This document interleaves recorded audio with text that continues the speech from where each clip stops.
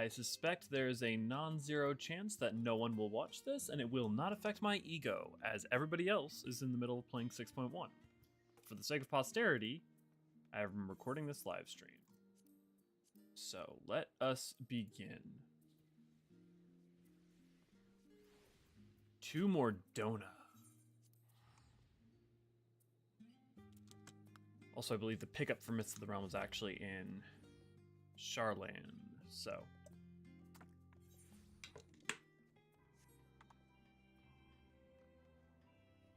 I was wondering why Charlan was so empty, it being patched and all, and then I realized everyone's probably either at the Rising Stones or not awake. I mean, it is, what, 4:42 my time, so. I should actually probably pop out chat.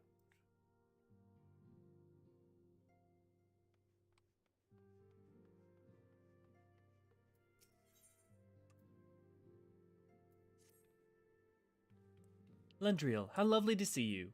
If you're not in too much of a rush, I was about to make a pot of tea. Would you like a cup? Take a seat then. I'll find us something to nibble on as well.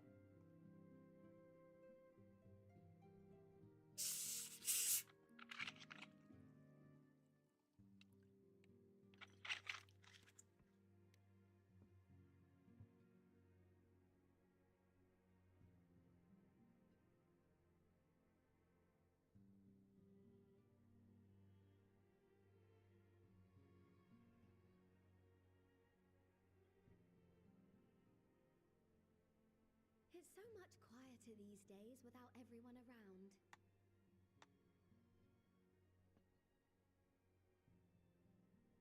Not that I'm pining for your return, you understand. I have my sources, and I know that each and every one of you is doing well and keeping busy with your endeavors. Meanwhile, I'm left with a surplus of free time and the question of how to make the most of it. What about you? Any plans for the immediate future?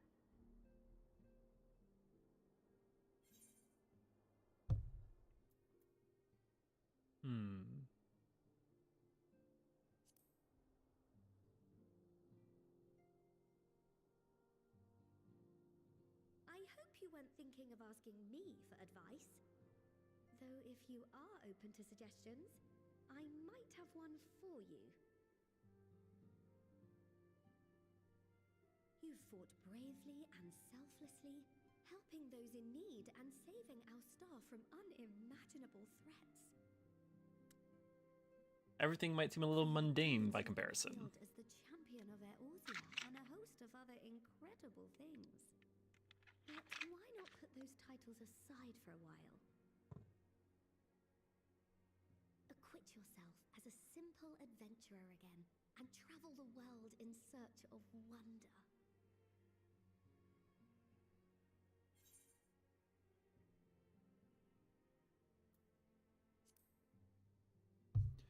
Oh man, so many mysteries beyond the bounds of Eorzea. Oh, that's the spirit.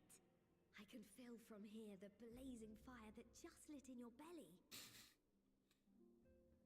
Now, all you need is a destination.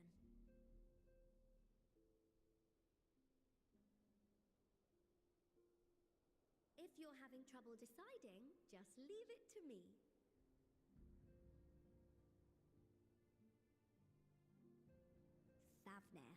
That's where you should go next. Oh.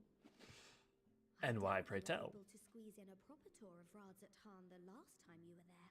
What with the burning skies and rampaging monsters and so forth. And I'm sure Vritra would be pleased to see you.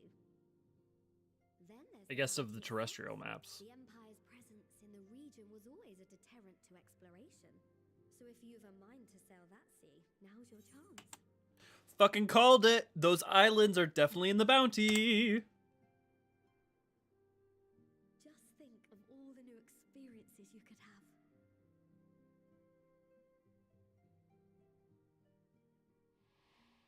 So the question is, are we going northwest or northeast? Tell me, have you been to the ruins beneath the waters of the bounty? Fucking called it! It is the ruins of the water, but... consider your duty to see at least that much. Nailed it.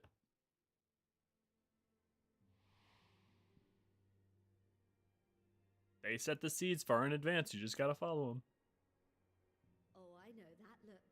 That's an adventurer ready to take on the world. In anticipation of an occasion like this, I was planning to gift you a new set of traveling clothes, but it's still a work in progress. Shouldn't take much longer now, though, so sit tight and I'll have the last few bits sewn up before you can finish another cup of tea.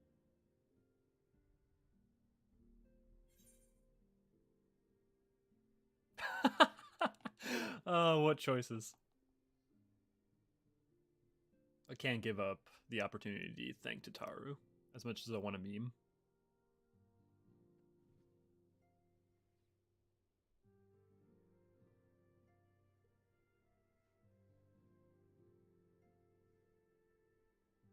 Stitch in here and trim in there, knot the threads with love and care.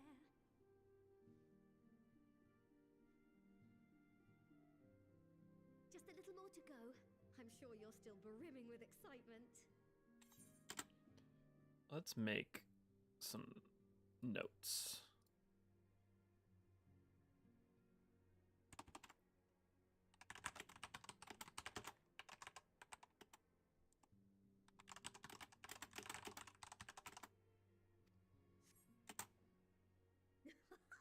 I am one with the needle. See how the fabric surrenders to my whims.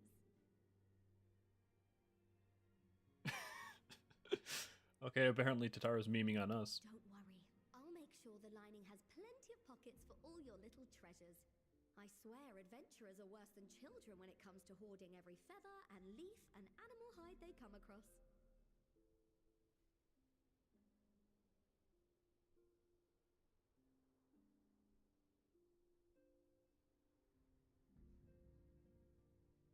Oh, we mustn't forget the waterproofing. Gods forbid you forget to disrobe before plunging into the sea, or a river, or a piping hot bath. I love that they're spending this amount of time trying to get us to fall asleep. Oh, visions. But is it the 13th, or is it the place between where the Scions reside?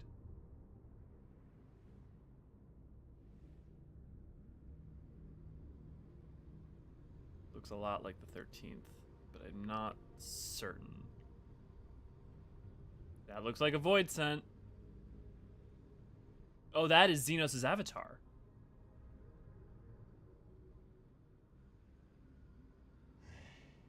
And thus I am returned. That looks a lot like Xenos' avatar.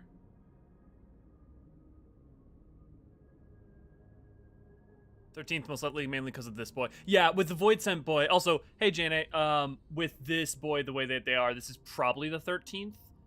But what will be interesting to see... Yeah, that would make a lot of sense, especially with the fact that they predicated, or the fact that we saw Yshtola talk about trying to create a gateway. That would further mean that maybe I've been wrong this whole time and 7.0 will be the 13th, but I'd be pretty surprised. Ah, you're awake. Or maybe they'll tie it 13th Restoration to also terrestrial exploration. That'll be interesting to see. Or maybe just the 13th Restoration is the patch content and then the expansion is different. I do get a little carried away with my sewing.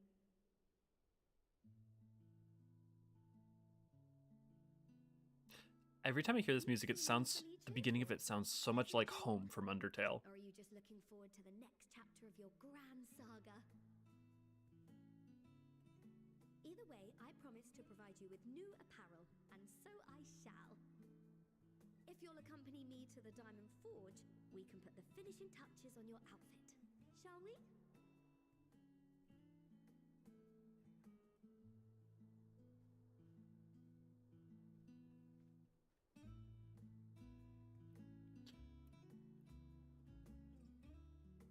It does look a lot like that. I'd have to go back and check on it, and I will post this, but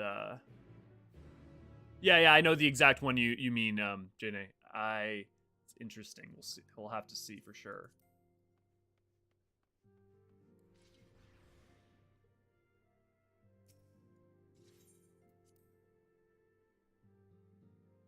I guess it would make sense that there would still be Amaritine structures that resided in the 13th. I mean, it's one of the reflections, so it wouldn't. It's not crazy to think that that would happen.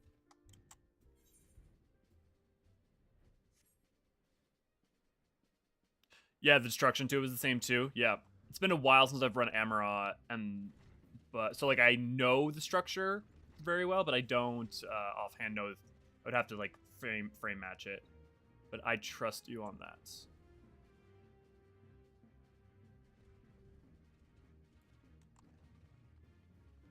There's the crowds of people. Observe the artisans refine her piece into a masterpiece. And no napping this time. I only need a moment. You'll see.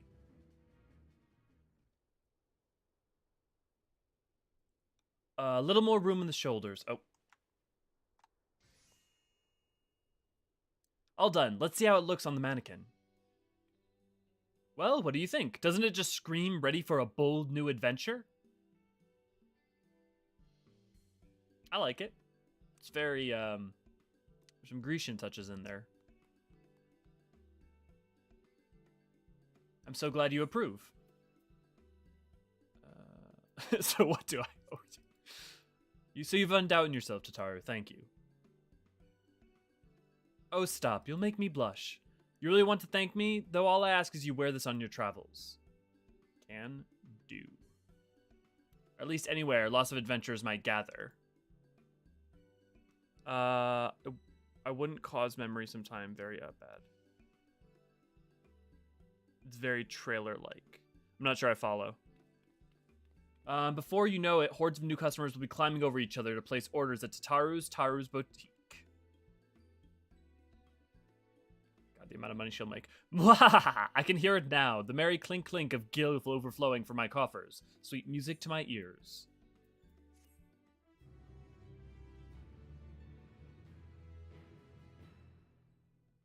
Oh, I wouldn't because my memory sometimes. Trust me. Yeah.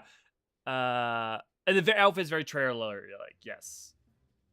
Burgeoning merchant empires aside, you must be excited to start a fresh chapter of your life. Now, new places to go, new people to meet. I often wonder how you remember all your experiences and exploits without taking at least a few notes. Oh no, this is a problem. Okay, maybe it's not a problem. Because this is where they're introducing the mechanic thing that you'll be able to check your book. But it's so weird that they introduce it here. Like, it makes more sense to introduce it early on and just progress it. But also, it's a place for people to skip to and start at now. I mean, it makes... this is going to be the most important for people who start post 6.1.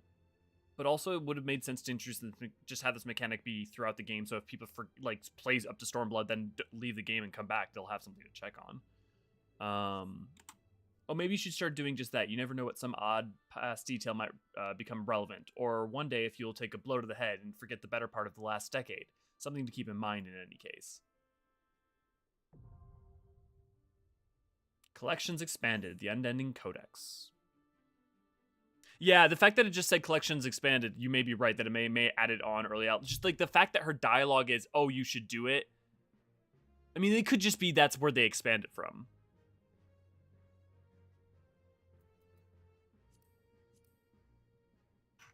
I'm interested to read all of this later and see if there's any interesting details that are not necessarily apparent within the MSQ itself.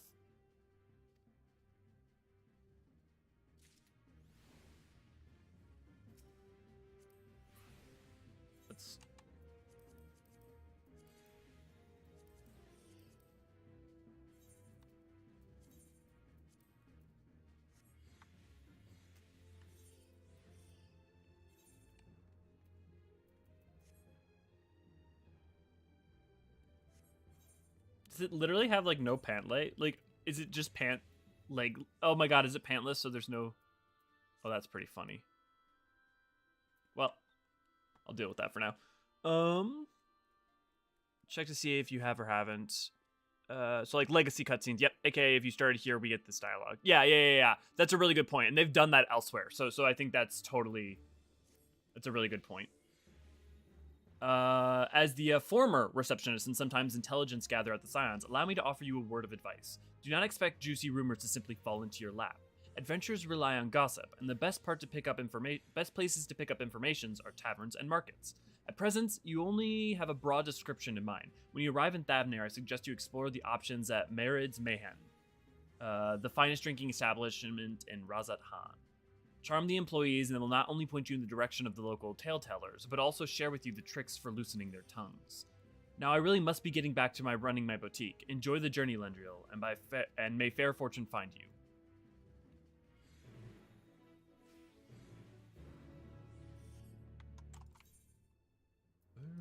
Bright and gone away.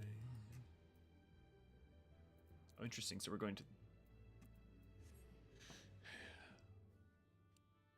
I'm just so glad that I freaking called it that it's the bounty. And I mean, like, that's not a hard guess. It was pretty apparent from all the clues set up, but now the interesting question is it going to be the northwestern part of the bounty or northeastern, more towards the Corvosa Narrows? The thing that'll be interesting if it's like somewhere in here in the bounty, then we've got yet another closer jumping off point into Corvos for whenever that becomes relevant. The next part is why I decided to watch. Well, I'm glad you're ahead so you can. I'm sure most people are either still asleep or at this point maybe haven't even started it up, so part of this stream was mostly for posterity. But I hope it will be entertaining for you.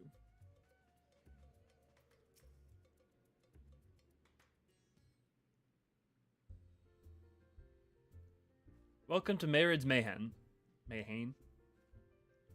Hello, I did not recognize you at first. Are you here alone? Let me find you a table.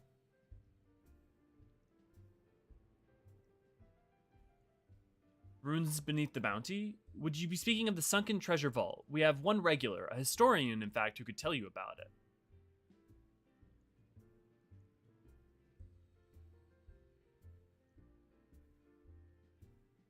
Ah, there he is, Professor Jalheen. I thought I saw him come in. Although somewhat private sort, the professor is quick to befriend those who share his fondness for the Mayhane's unique beverages.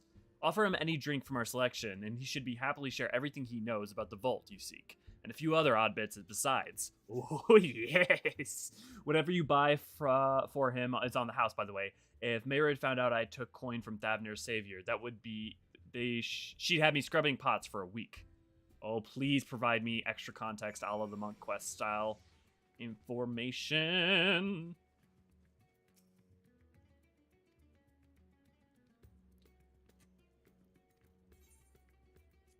Ah, yes, I'm totally gonna sign up for duties right now.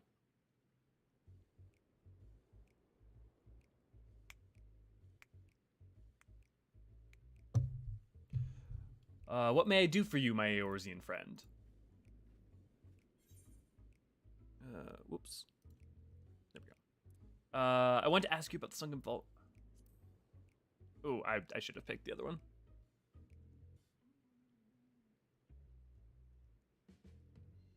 I suppose I could tell you about it, except the tale is rather long and my throat is so very dry.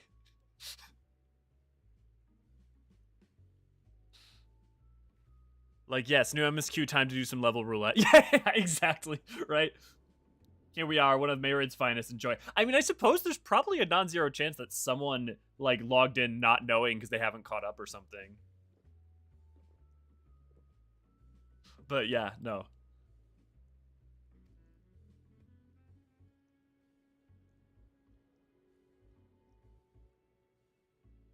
Now, where to begin? Might I assume you've heard of Alzadaal? Oh, hey, literally, isn't that the exact same name as FF11? He was Han of the Ari tribe, which sailed from Thavnair from the mainland, a key figure in the history of Radz-at-Han. Okay, me and Neri we're approaching, right. Okay, so it is part of the migratory Auri groups from... Do we know for sure what period of time that was? I think it was the second Astral Era. It might have been later. But, okay. Okay.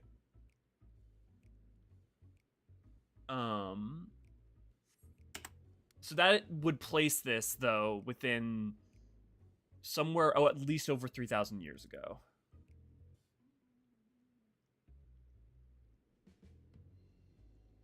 His decision to aid the Archosodra is what ultimately won them the war against the Gajasura, thus allowing our predecessors to lay the foundation for this thriving city-state. Yep. Okay, so they befriended the Archosodra, and it was also why, and they were part of the main group that kicked out the Gajasura. It's also why the Gajasura hate the Auri and the Zayla specifically.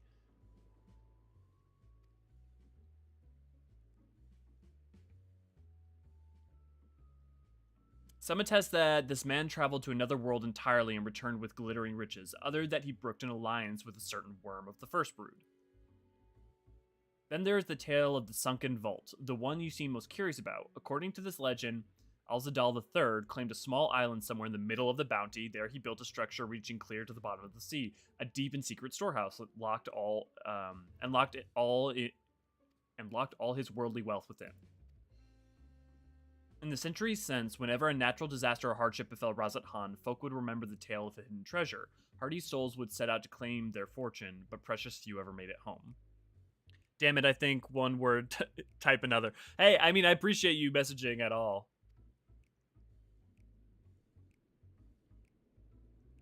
Would you like to hear more? Apologies, I have a slight tickle in my... Oh, my cup appears to be empty.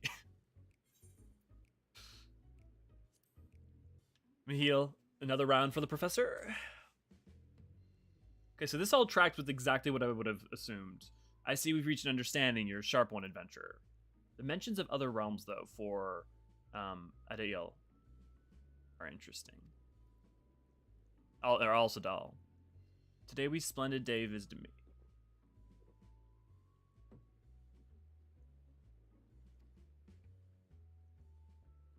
Where were we? Yes, those who did return from the seeking the treasure vault flatly refused to speak of what they saw. Did this discourage others? Nay, quite the opposite. Such accounts only served to feed the legend, and the golden lure grew stronger than ever before. That reminds me of something Azama was saying. Azama is a fellow connoisseur of the spiritus potables. Yes, he is. Anyway, he was saying that one of his acquaintances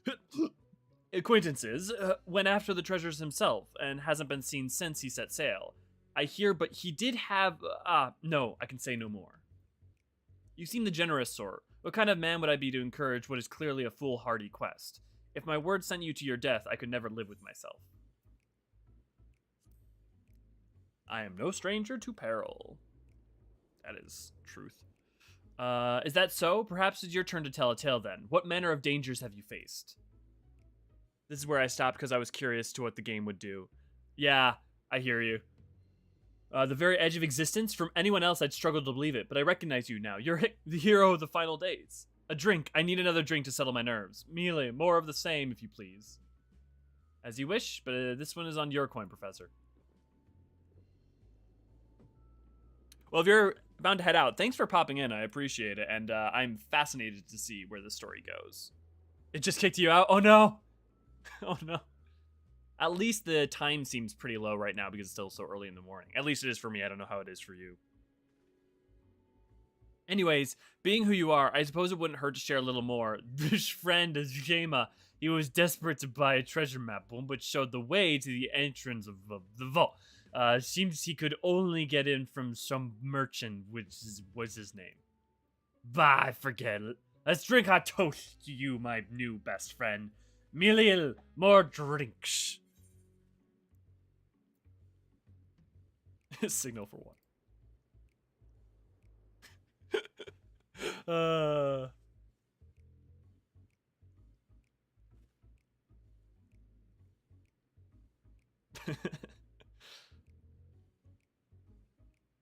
You're drunk, sir. Marvelous. I'm parched.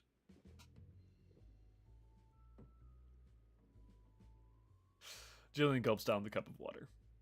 That was water! Did you tell her to bring me water? Still, that's probably for the best. Very kind of you, really. My head will certainly thank you in the morning. You're drunk, sir. I seem to have overindulged. I'm put in my mind of the words of the master, Giselle. Be wary of how much you drink. You swallow lest you swallow. Forgive me, I will subject you no more to these unseemly unseemly antics. If you want to speak with Azama, well, as I said, we share a taste for Mayhan's finest spirits. He probably came in and as we were talking. I wish you fortune in finding your fortune.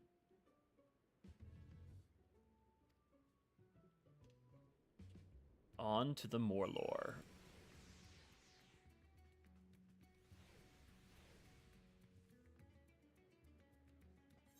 Am I going crazy?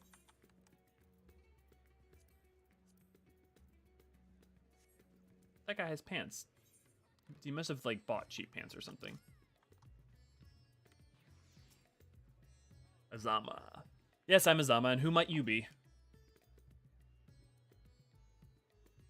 All true, I'm afraid. My friend took a ship out in search of Alzadaal's legacy, and I've been watching for his sails ever since. I tried to dissuade him, of course, but he refused to listen, and all he could talk about was finding that vault. And that look in his eyes, I knew it wasn't common gold or jewels he lusted after. He's hunting Alzadaal's otherworldly hoard, and his ambition would not be denied. I see it in you too, that appetite for the mysterious and the unknown. But I'll not attempt to turn you from your path. I know too well the futility of that endeavor. So I will tell you what my friend told me. How he convinced a merchant in the bazaar to give him the rough location of the vault's entrance. It seems this merchant, one Zashal, I believe, is selling a map which shows the exact route, but my friend's purse was too light for its exorbitant price. With what meager wealth he had, he instead paid to learn that there are ruins on a small island somewhere in the bounty. Within those ruins hides the path to the vault deep below. If you truly intend on seeking Alzadaal's treasure, I suggest you put your affairs in order. I wish things were different, but I do not believe my friend is ever coming home. Still managed to get pointed in the right direction, it seems. Yeah. Ooh, cutscene.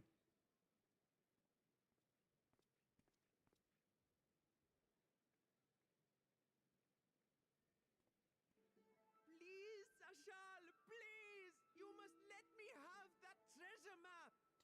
So it's Zashal, and definitely not any of the other people. This is where I bid you do. Thanks so much for joining in. See you on the flip side. I'm sure we'll have many discussions. My mother and father were slaughtered by monsters. My baby sister, still too young to fend for herself.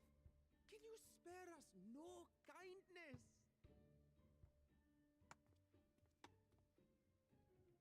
So, you hope to find your fortune? And what? You expect me to surrender my wares for pity's sake? What have you to offer in payment? I know that voice. That character voices something else. That voice actor voices another character. Come back when you've more than rags to your name. It's interesting. He has a Thavnarian name, and yet he's clearly probably a Leminson based on his accent. This is no mere treasure map. It is a guide to the vaults of Alzadaal III, one of the great satraps of Radz-at-Han, and a direct descendant of Alzadaal Khan. A map to Alzadaal's legacy. So he says.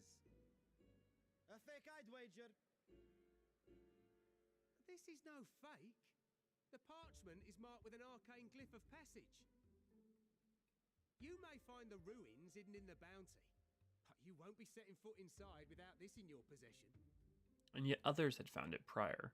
Interesting.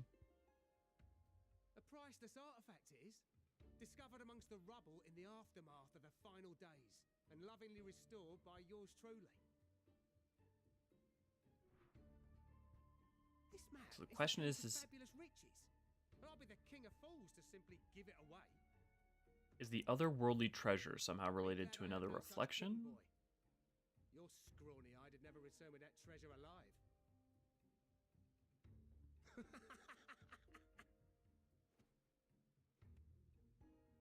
Oh, cruel fate!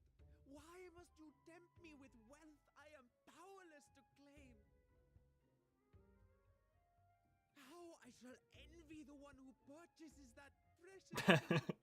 Whatever they pay will be but pittance against the golden hoards they stand to uncover. It's a good con. Although I guess the map probably does work.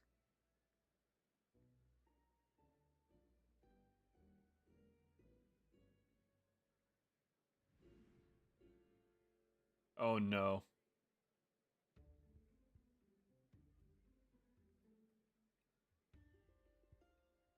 Oh, no, no, no, no, no. What of you, sir? Fighting man of your stature would surely relish the challenge of recovering Alzadaal's lost fortune. Oh god, he's gonna pay too much. A fortune, you say?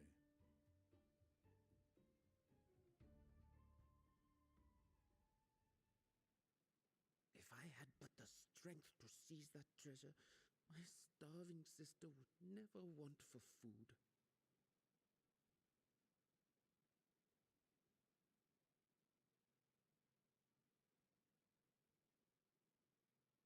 I'll take it. Will this cover the price? Assuming that that's canonical amount, that's probably like 500,000 gil.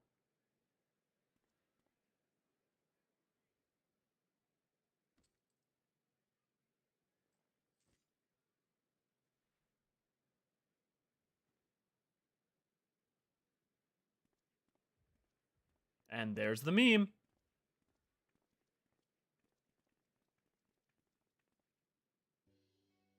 Well met, my friend. It's been too long, even though it's been no time at all. Someone is dressed for adventure. But why Favner of all places? Knowing you, I suspect there's more to your plans than sightseeing and shopping.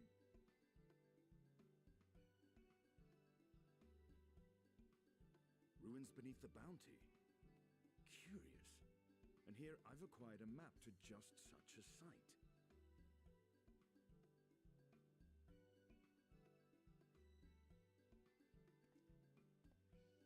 With that sale, I do believe I've earned the rest of the day off. Thank you for your patronage, sir, but if you'll excuse me. You needn't mind us.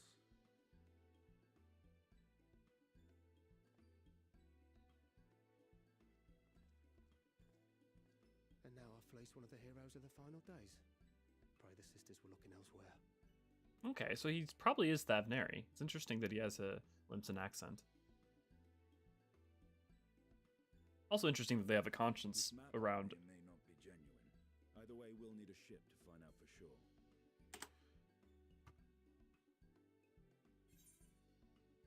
It's interesting that they're aware that Estinian is one of the heroes of the final days as well, which is going to be interesting going forward.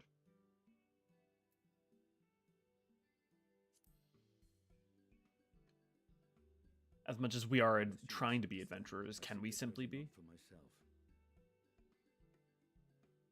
If such a fortune truly exists, then it could help ease the struggles of those who lost their loved ones in the final days. Good guy, Estinian.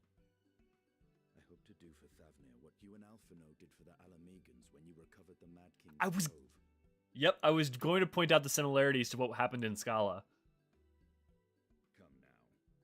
You know Alphino needs little encouragement when it comes to recounting the tales of your shared exploits.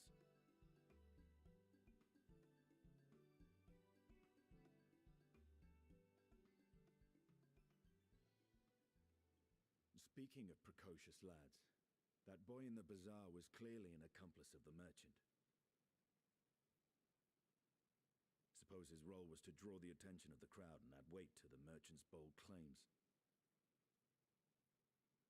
Transparent act for the most part. It was not all mummery. The need to provide for his sister rang true enough. Thus, if some portion of the profits end up in that waif's pockets, then I will consider it money well spent, whether the map leads us to the vault or not. Oh, Estinian.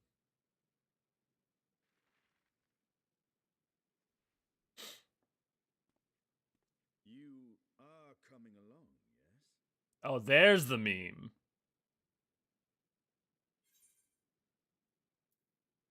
Shall we split the expenses?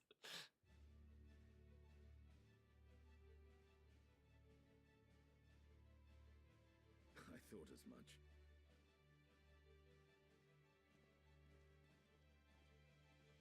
Now, let's see about securing a vessel.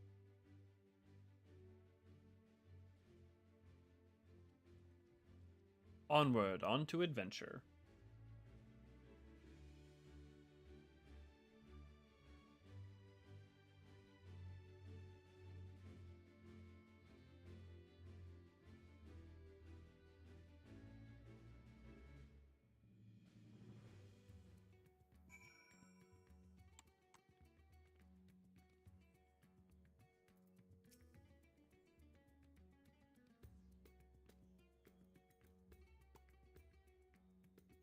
He's finally invited me to a feast and made his proposal once I was too full of Hannish delights to refuse. He wishes me to train the Radiant Host in lance work. Ooh, that's interesting.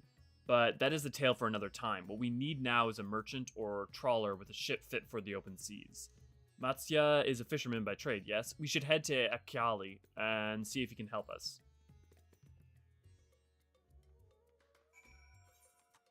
Well, then we should head straight there.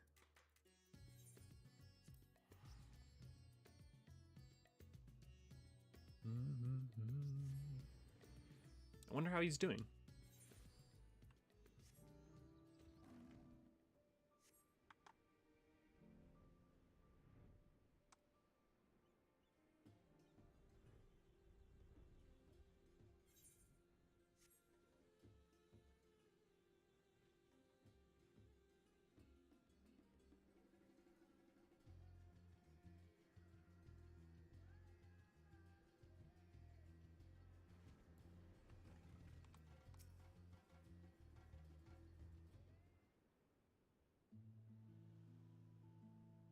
My friend, what brings you to the village?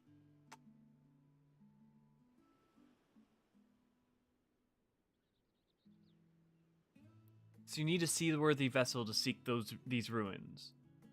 Considering it was your deeds which allowed you to return to the fishing, allowed us to return to fishing, I should think everyone would be glad for a chance to repay the favor. Wait here, I'll have a boat stocked and ready for you in no time at all.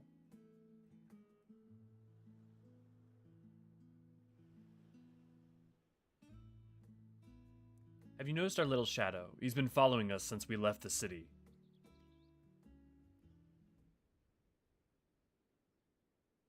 We see you there, boy. Show yourself.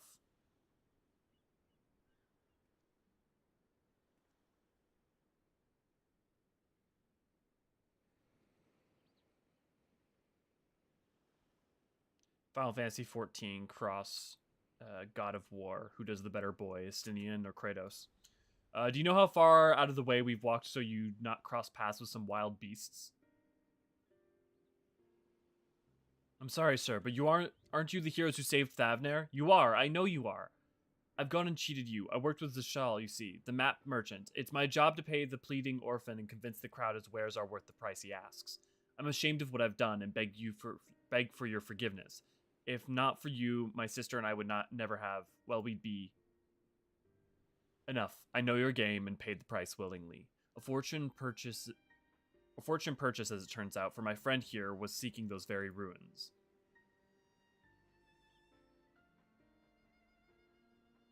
You are kind to overlook the wrong I have done you, but there is more you need to know. The map you bought is very real, as is the island it shows. I overheard Zashal selling the information to another customer. He told the man where he needed to search about the ruins, about the vault, about everything. Then the man sailed out to find his fortune, never to return. You cannot go alone to that place. You should have more friends with you, maybe even a whole army. I do not doubt the ruins hold danger, but I assure you, between the two of us, there is little we cannot overcome. Please, I cannot bear the thought of...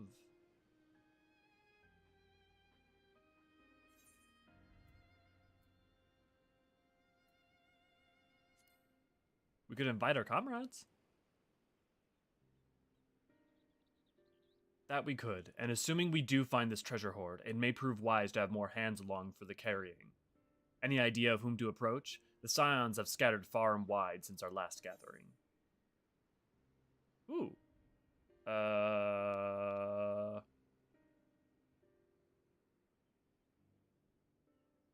Well, I'm a tank, so we would need a DPS and a healer. Could have done Alfino and Alice as well. Aye, Kryl may have her hands full rebuilding the students, but if you reach out to Graha, you would surely leap at the invitation. Will that set your mind at ease? Yes, if that man is as strong as you. Is he, though? Strong, I mean? What is your name, boy? Meran, sir. Well, Meran, your life is yours to live as you will, but I suggest you find a more honest trade if you truly wish to keep your sister safe. I'm not proud of what I do, But what choice do I have? We need to eat, and everyone's too busy rebuilding their own lives to bother with two grubby orphans. Wait, boy. I didn't take this roundabout road just to see you end up in some creature's belly. Let me walk you back to the city gates. Thank you, sir. Call me Estinian. I wonder if there's a budding relationship brewing. Foster son? Or at least caretaker of some kind?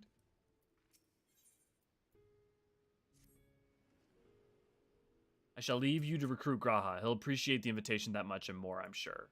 As I recall, he was based at the Annex. Someone there ought be able to point you in the right direction. Huh. Let us be off, Marin. Do me a favor and don't stray far from the path. I wonder if I pick the other options, are you directed to the other people? Huh. That's pretty cool. I can just return.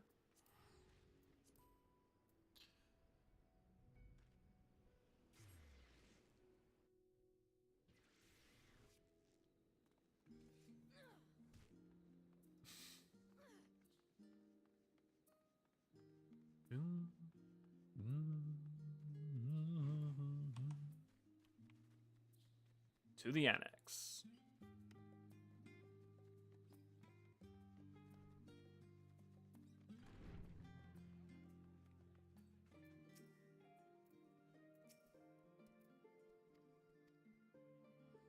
Oh, nope. I don't want to go to my bedroom. Ah, yes, he's in the main hall with Mistress Kryl. They've been holed up there for days. By all means, go and give them excuse to take a break. Whoops, I accidentally skipped through that. I'm so used to doing that for going to my bedroom. Oh well, I'm sure Ojika's just saying hi.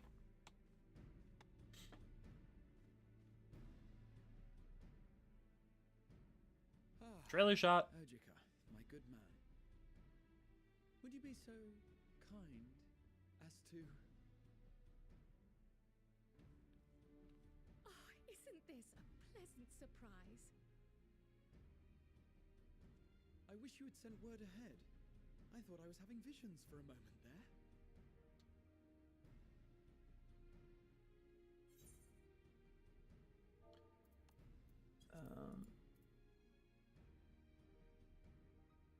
Oh, look who it is. Welcome. What might the students do for you? Okay. Yes, he's in the main hall. They've been holed up in there for days. By all means, give them excuse. Okay, so it's been probably between 1 to 2 weeks since the events of the end of Endwalker. Though there was a small flash forward from there anyways. So, what are you two working on? Raha and I have been compiling old records of the students' activities. I love it when they use the friendly names. We located several accounts in the archives of Numenon and added them to the collection we recovered from the Isle of Vow. And judging by the progress we've made thus far, sorting this pile will keep us occupied for days to come. But what brings you to the Annex, my friend? Surely you haven't come all this way just to watch us shuffle dusty papers around?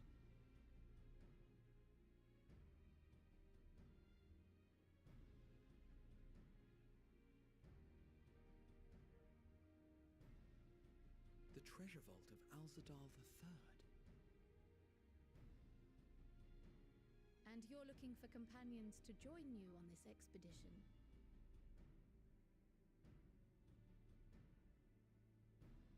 I would dearly love to accompany you, of course, but I'm afraid I'm committed to another task.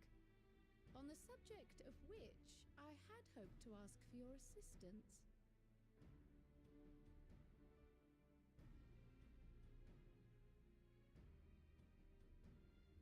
Interesting. Oh, he's excited. Oh, the ear's twitching. Then again, it's not so urgent that it can't wait until you've returned. You should go, Raha. I'll stay here and mind the shop, as it were. The boy wants to go on an adventure. Are you sure? I hate to leave you short-handed. I'm sure. Just try try to be back before too many moons have passed. Well, I guess we're off on another adventure already. Oh, buddy. I love you so much. Have you asked anyone else to come along? Then might I suggest we invite your Stola?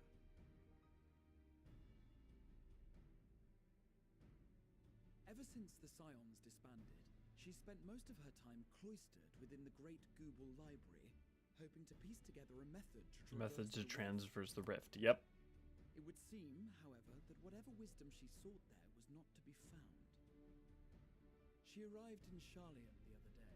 To check out Numenon. Yep, just like we thought. Began her search of Numenon. Considering what you've told us of Alzadaal's extraordinary feats, I do believe your Stola It's interesting that they reference Alzadaal having traveled between worlds. And what methodology that might entail. I mean, there's not much in the historical records beyond connections between... Let us head to the archives at once. There's the connections between Alag and the 13th, but even then... A potential member to volunteer, if you've room to spare. Urianger. He sent the students a request for materials, you see. Treatises on the architecture of treasure vaults and the like.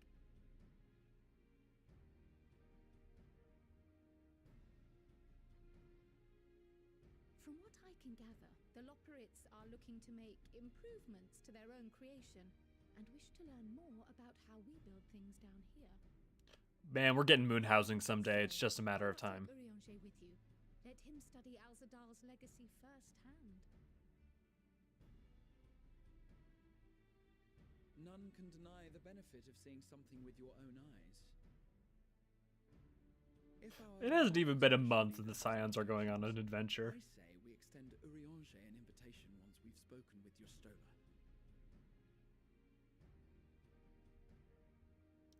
Let's see what Stola has to say about the metaphysics of traveling between the rift. Safe travels, you two. But don't forget, I'd still like your help with that other matter I mentioned. What could she be referring to? Right. Then it's off to the library. Could it be Myths of the Realm? We know Raha shows up for that.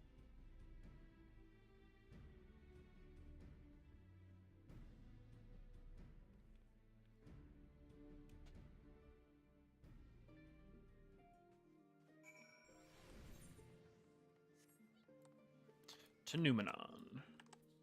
And hopefully more lore. Please lore dump. Lore dump me, daddy. Yeah,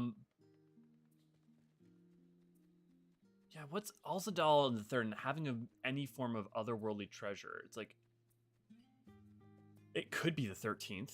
But... Because, like, there's the only real records we have of traveling between the reflections is between the 13th and the source. I mean, the fact that the 13th can be traveled to at any point with Alag doing what it did means that, you know, ostensibly you'd think that you could travel between the others. But I was always under the impression that the void tears between the 13th and here were a kind of a byproduct of its astral fuckery. But if not there, then which reflection and why?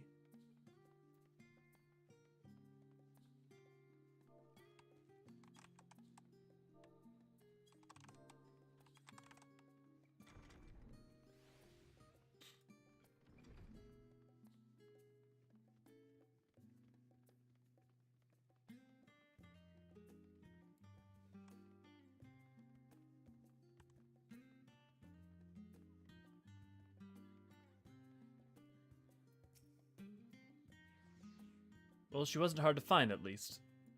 Oh, everybody's going crazy over Stola. I have a bad feeling that the developers made a bad choice by putting her on the floor.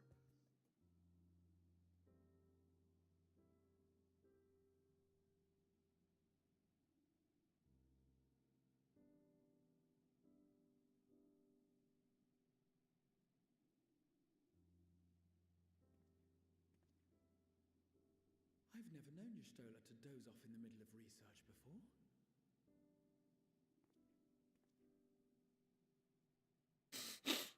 Good reuse of the Shadowbringers emote.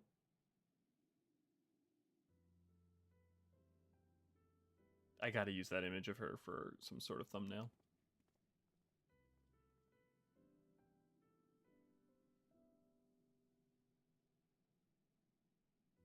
With all these hints, it feels like 7.0 very well may be the 13th restoration, but that seems so strange.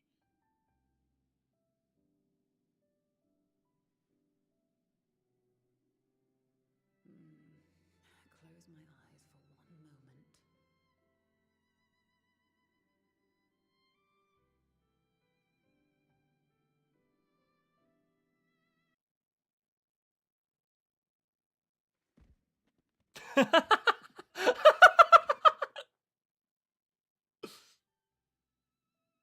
That cut out of the music. How long have you two been here?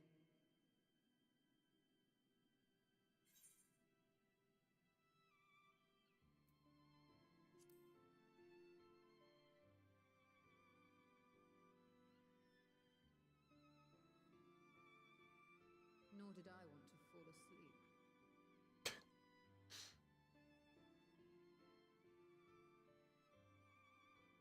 I must have been studying for 2-3 days straight before exhaustion finally claimed me.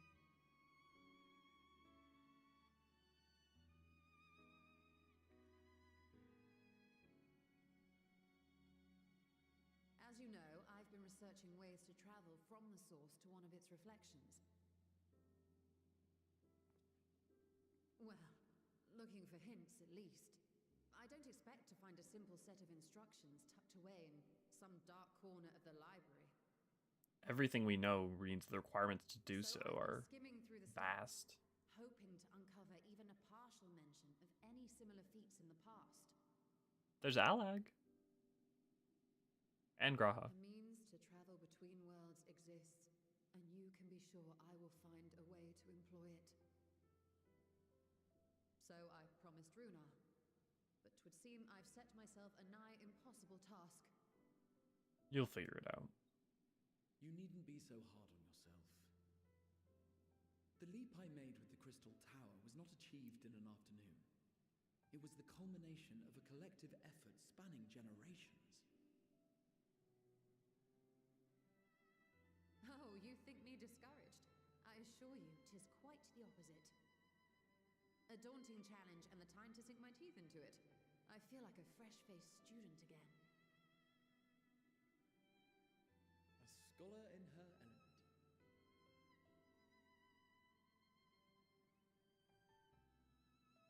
Indeed. Was there something else you wish to ask of me?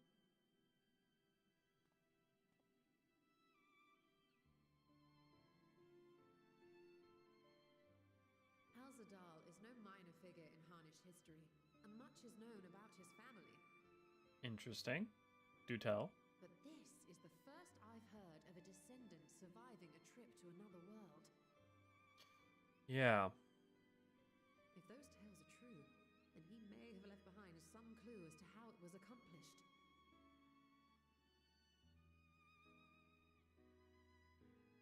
An invitation to delve into one of the world's lingering mysteries. As if I could refuse. And whence do we embark upon this expedition? Akyali, by ship. But before that, we thought to extend an invitation to Urianger as well. He was in Finalizing last we heard. Please say all of the names. Let the pronunciation be known. Let us recruit him and be on our way.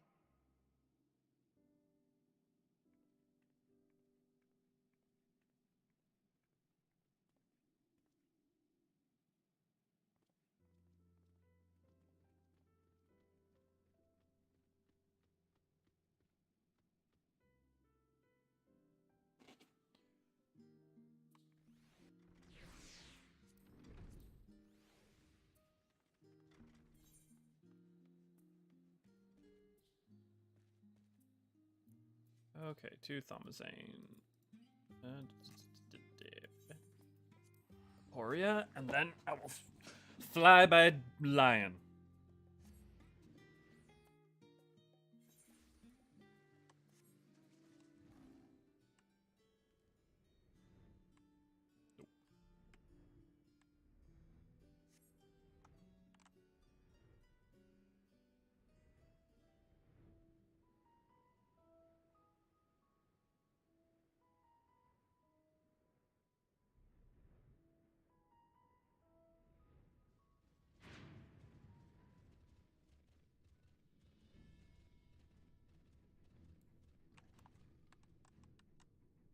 Interesting.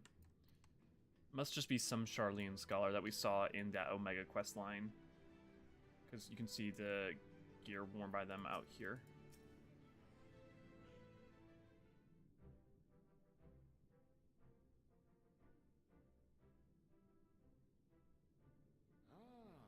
Our illustrious champion. Cloaked in the mantle of the common explorer, fame set aside in thy pursuit of simple adventure. I am told a new expedition is in the offing.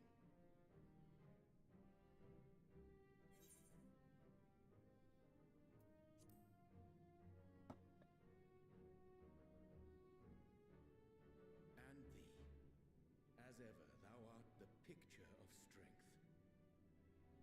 Guys, it's been like 2 weeks at most. You've been keeping yourself busy, I trust? True to our plan, Thancred and I embarked upon a pilgrimage of sorts, with an eye for gauging the state of those lands through which we passed. Ooh, please tell me, please. Ooh, okay. That could be interesting. Our travels were interrupted, however, by a request for aid from our befurred lunar allies. As you may recall, the Loperates have been seeking new purpose for the moon, another role through which it might serve to benefit mankind. That's going to become a plot point. The Forum hath been working to advise them in this endeavor, but I return to offer mine own counsel. But to what use? And this has what to do with treasure vaults, exactly? You have learned of my predicament from Mistress Cryle. I know not whence they acquired such knowledge, but the Loperates now stand convinced that adventurers delight in treasure hunts. So that's the Excitotron's rationale. Thus, with their newly built wonderland of riches and mystery, do they hope to entice all manner of daring delvers to the moon? So earnest and innocent was their desire to bring joy to the world that I found myself powerless to refuse them my cooperation. But what of you, my friends? Why are you come to Labyrinthos?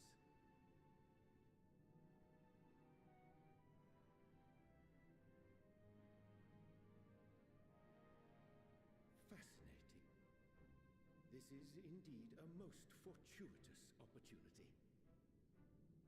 I should be honored to accept. I will gladly take all the time of them developing why everyone's coming with us, but also... How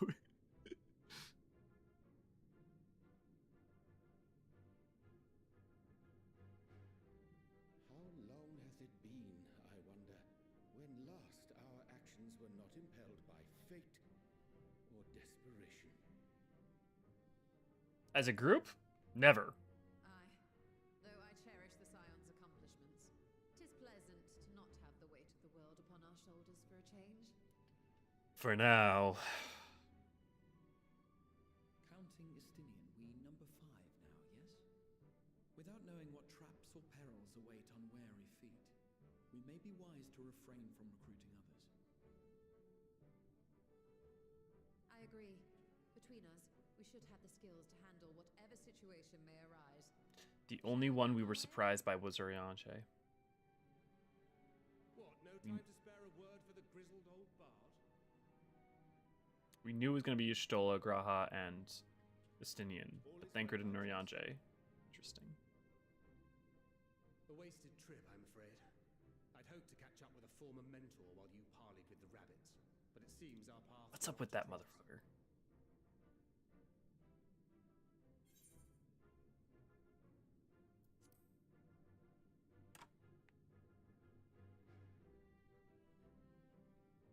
Having an astrologian beside you on the road is surprisingly convenient. And it doesn't hurt that he's making strides with his light-hearted banter.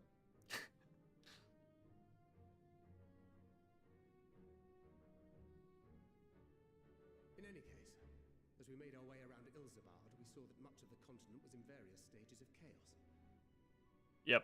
Okay, cool. You got now Mask, you got Landis. The final days are over, and the people no longer have a common threat binding them together.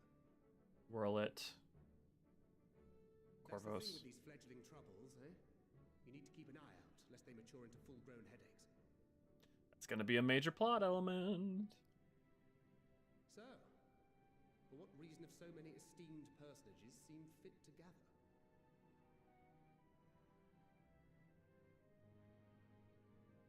The question is, how are they gonna play it? The waters of the bounty, you say? I see you've already stolen away my traveling partner with the promise of unexplored ruins and scholarly glory. Nay, 'tis not for mine own indulgence, but rather the fulfillment of my commitment to the Loporrits. Say whatever you like, Urianger. Ah, of course. And if you have Estinian rounding out your group, you'll likely have all the members you need. Oh, poor Feeling left Thancred. out? I could put in a good word for you, if you like.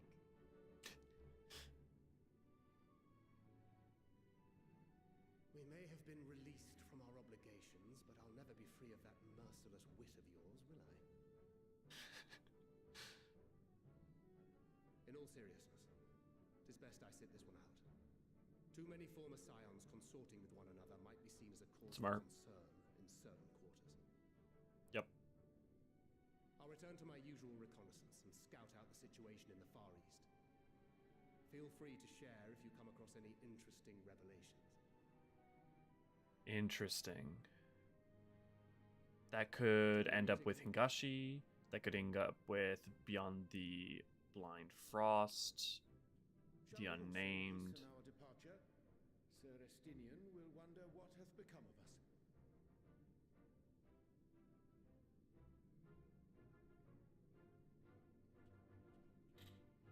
It's gonna be fun to make this video.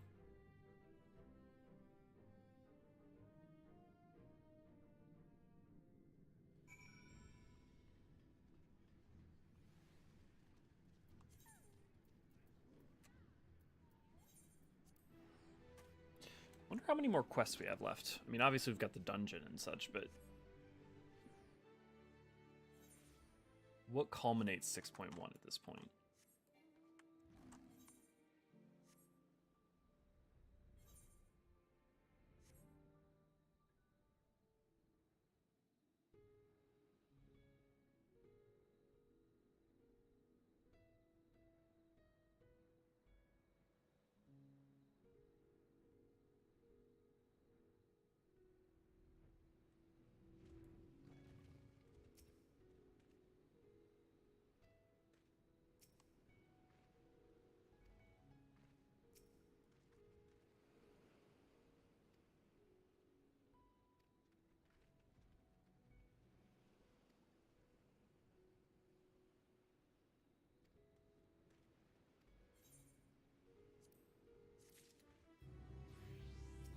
And away we go. You still was intrigued. I'm intrigued on the legend of Alzadaal III. And I love how they reused the 11, FF11. Alzadaal III. I confess I am somewhat embarrassed that the tale... Oh.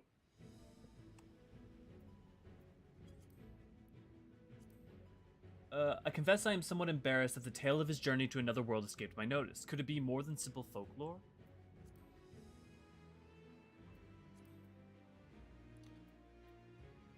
And what are the treasure... Oh.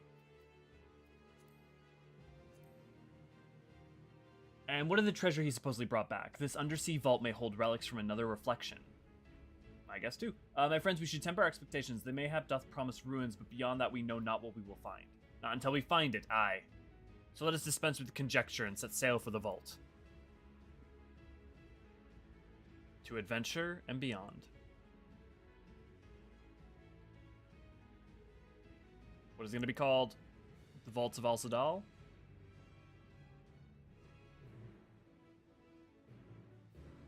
Because that would explain why people would have been like... Alzadaal's legacy. Yeah, people would have thought like, oh, we're doing Final Fantasy XI if they saw it too early. I understand now why they hid that up until this point.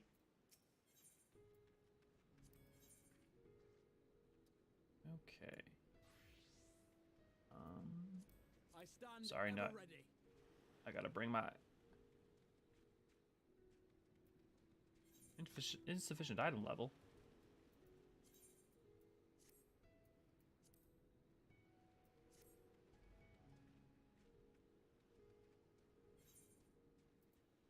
What do you mean insufficient item level? I'm at 560.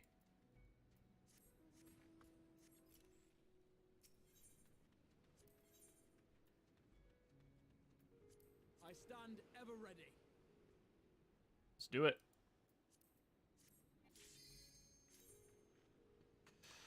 Always want to do a trust first.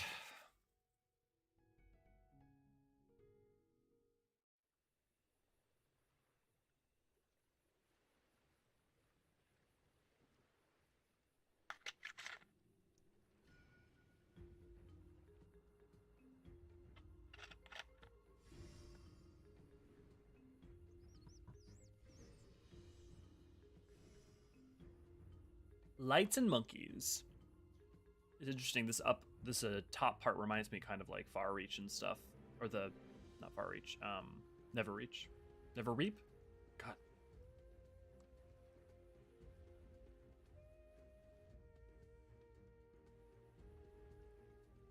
Far Reach is home to the Hellsguard Roganin. Too many names.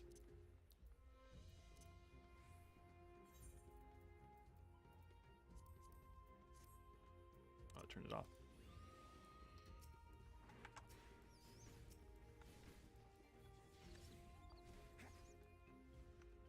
I'm interested to see these paladin changes. Let's see what happens.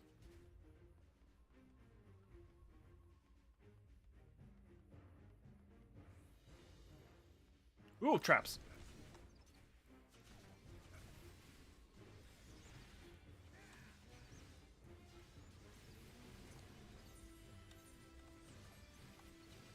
Interesting. I was not expecting them to hit that hard.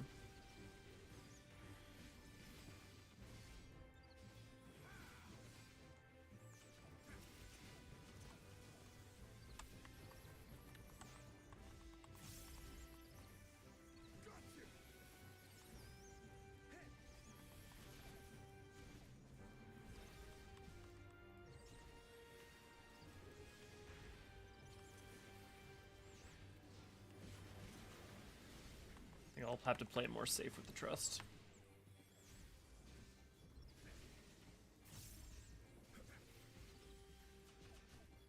Alzadaal's Quat Rub. Okay. They look like Ashken. This will hurt. It's interesting.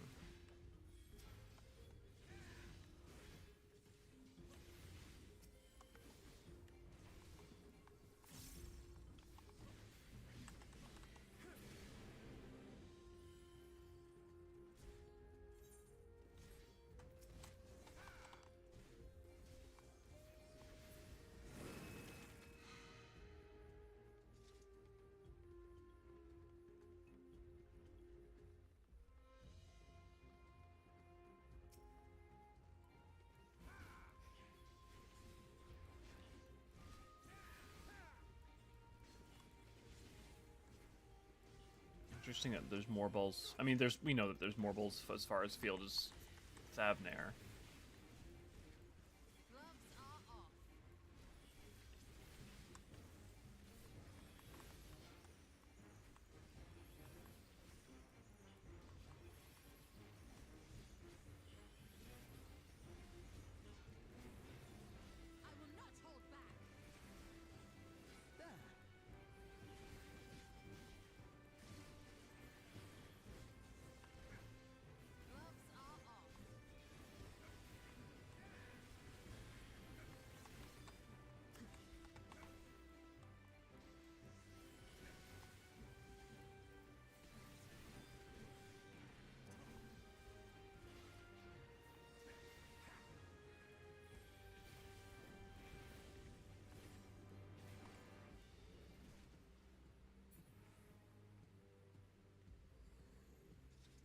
Here come Ashken Wave 2.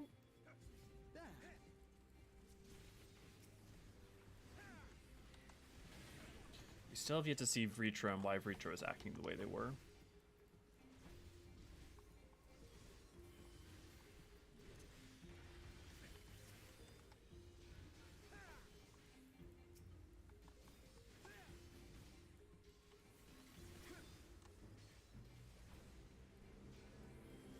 we gonna lose a Scion? Somehow they're gonna have to be teleported to a different reflection.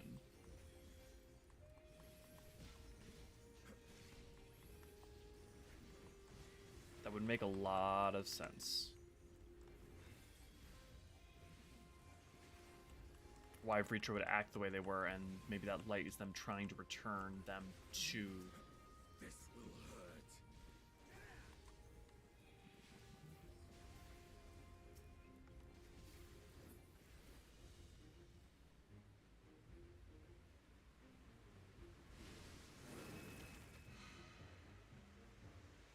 That's the map activates the. Hey, there's the Elden Ring jellyfish.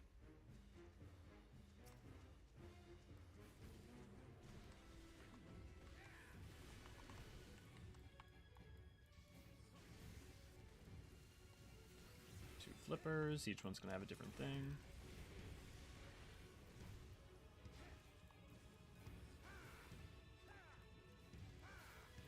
This will hurt.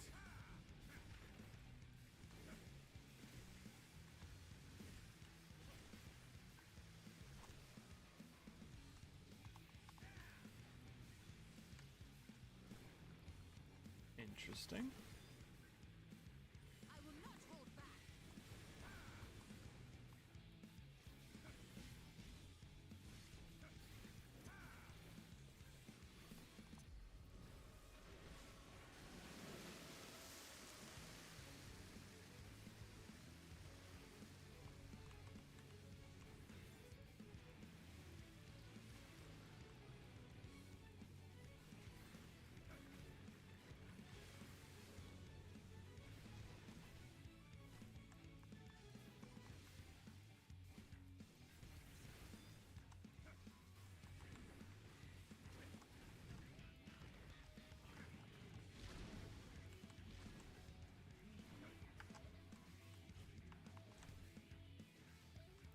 Always trust your shoulder to get the mechanics right.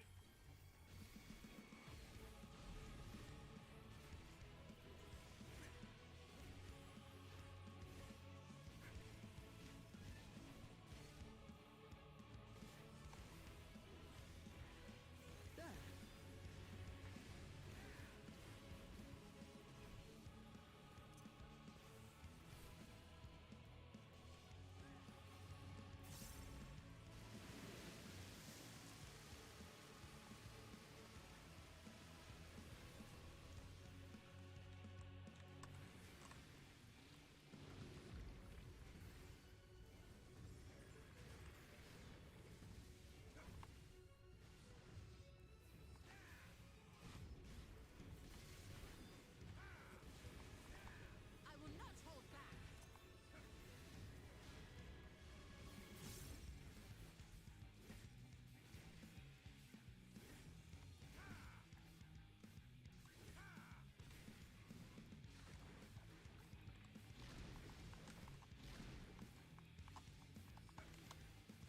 I No, will not gonna make hold that. back.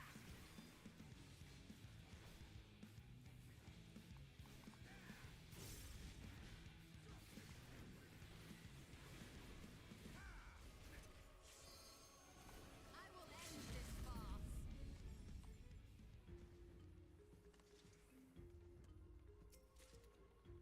Any interesting gear? Nope. Get rid of that Yafame piece of armor.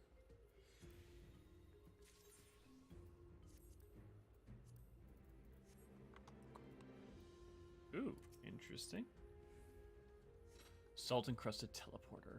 Oh, this reminds me of Riven going on the minecart. Teleporter bears you deep beneath the waves. The Arapago remnants.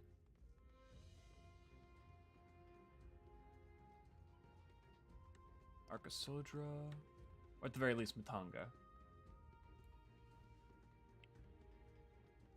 Glyph of Paget's detected, confirming bearer's identity.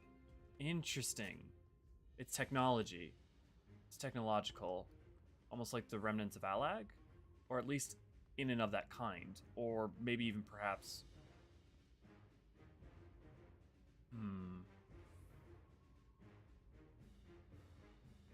interesting. It would make sense if it was Remnants of Ally, because if anyone had created cross rift travel, or maybe it's technology granted from whatever rift they went to.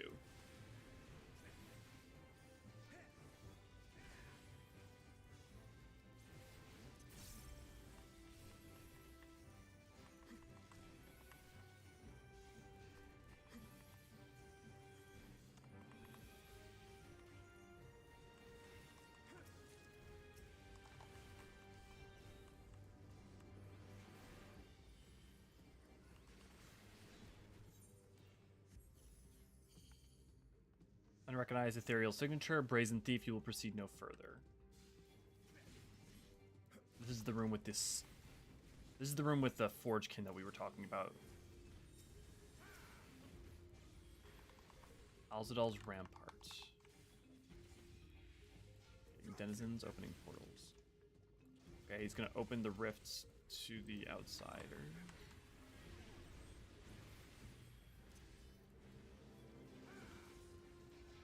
So no, this isn't the Forgekin room. This is an interesting Forgekin, and also a dimensional rift opening. I mean, clearly the technology, maybe traveling between rifts is going to be far easier than we ever imagined. Frankly, I'm kind of shocked.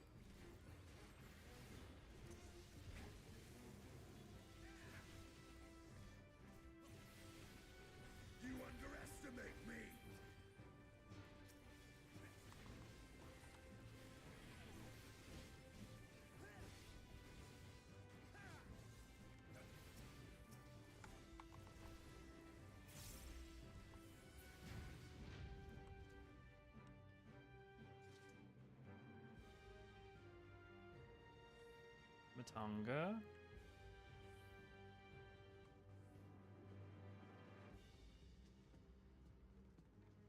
No elements that come as a real surprise so far.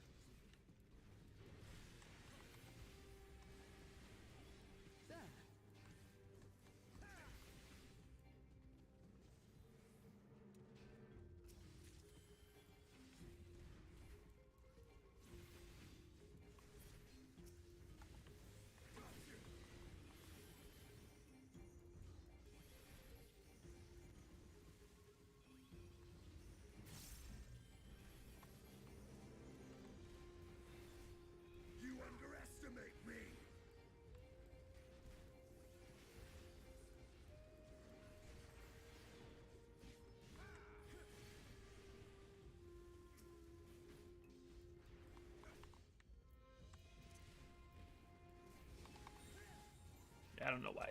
I thought stunning that would work. Claw Trap, Alzadaal the 14th.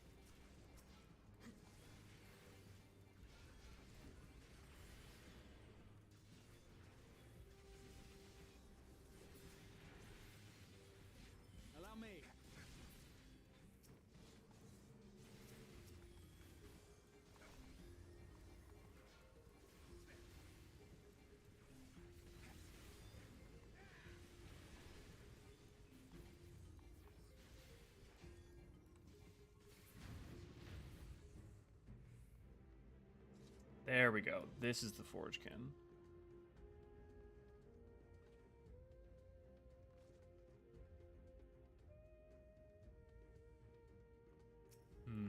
Interesting.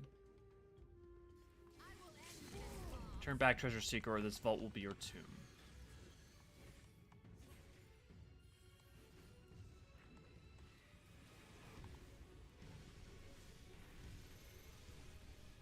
Death Claws. Associated with Alag. 1, 2, 1, 2.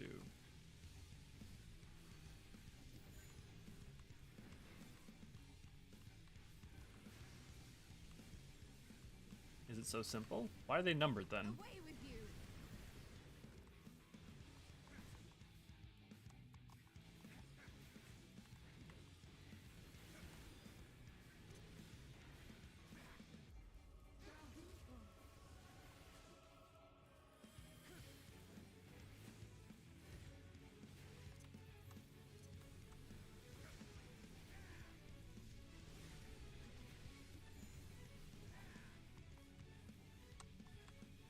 Interesting. Okay.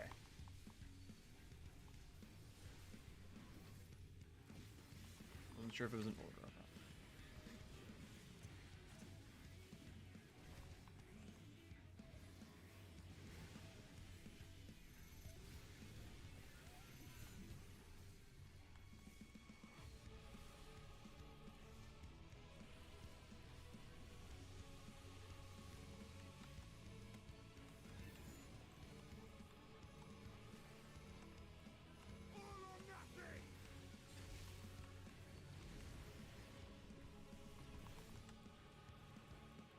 Huh.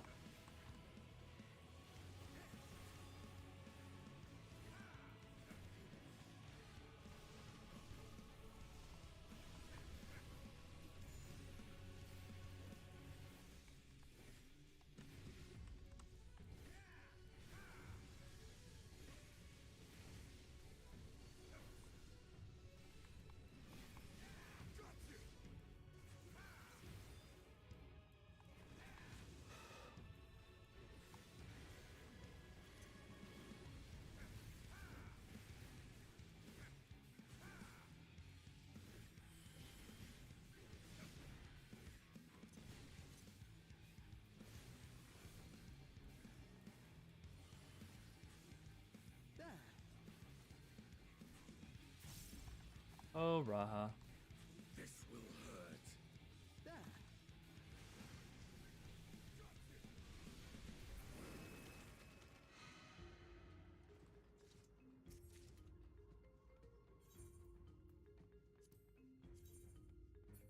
Ooh. These dyeable? Oh! Ooh, I quite like these. Interesting lore. Huh. Darbar necklace offending. Interesting symbology. Interesting that it's Darbar, not something like Alzadaal. Huh. Alzadaal's guardian. Ooh. Mystic weapon. Interesting. Hey, some of the elephants from Uznair. Alzadaal Akraloth. Slay the looters.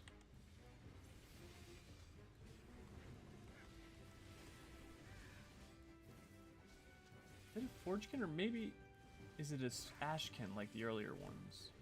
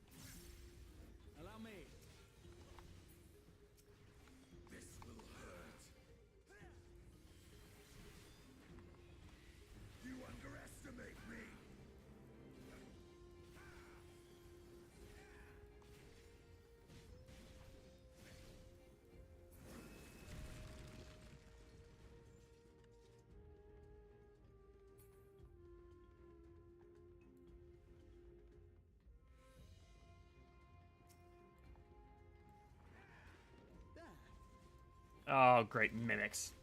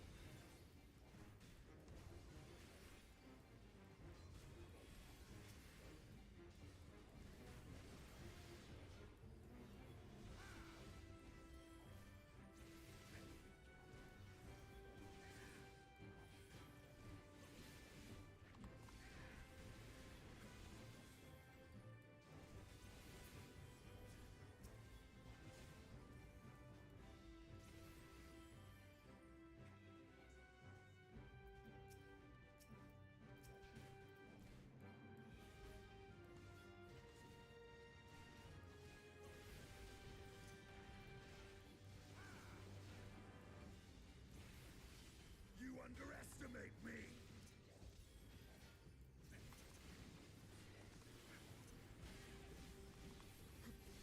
Allow me.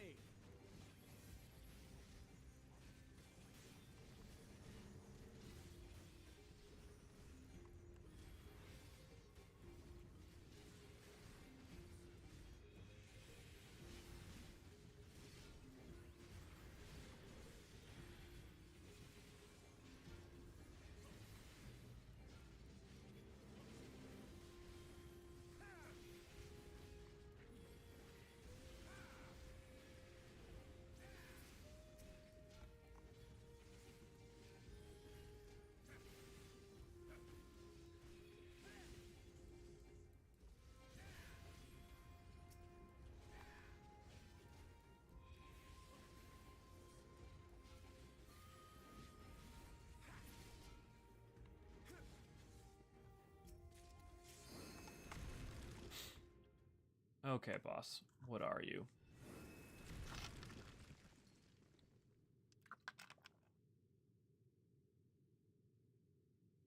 Okay, yeah, Ribbon Man, we knew that. Looming Warden. Capiculu.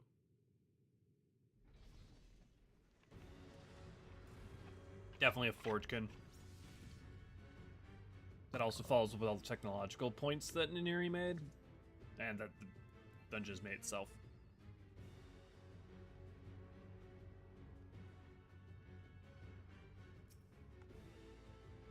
Let's get him. Warning, this vault is under my protection. Failure to withdraw will invite chastisements. Interesting.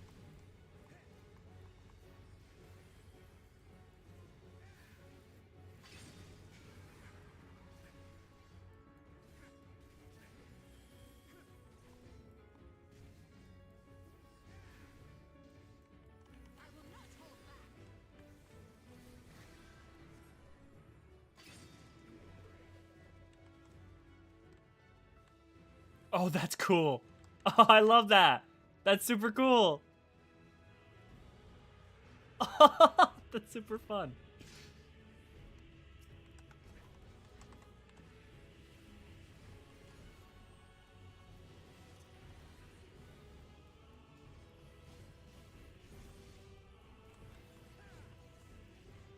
It's exactly kind of what I was expecting, which is kind of why I was surprised that it's what we got.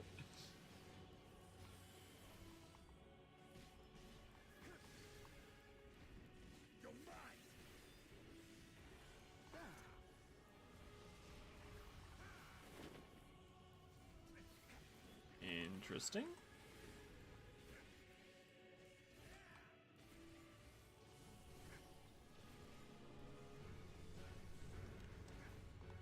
Okay.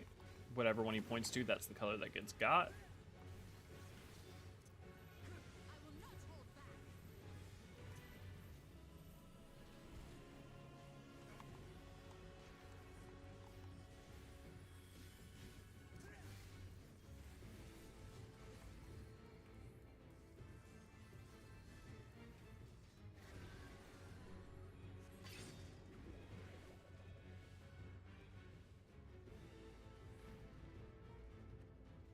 Oh, oh no.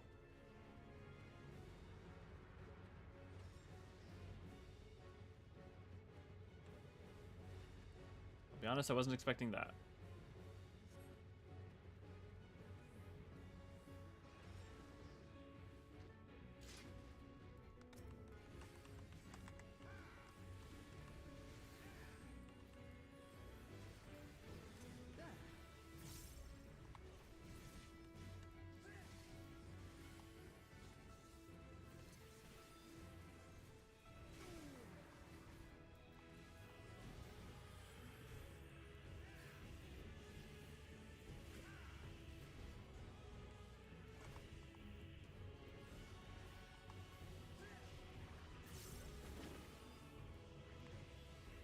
Which color are you going for? You're going for yellow.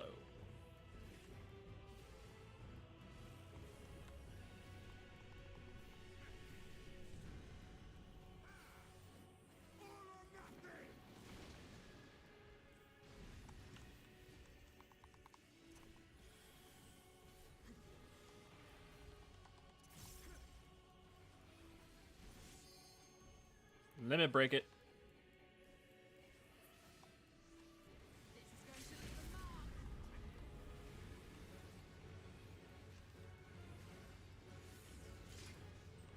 Boom.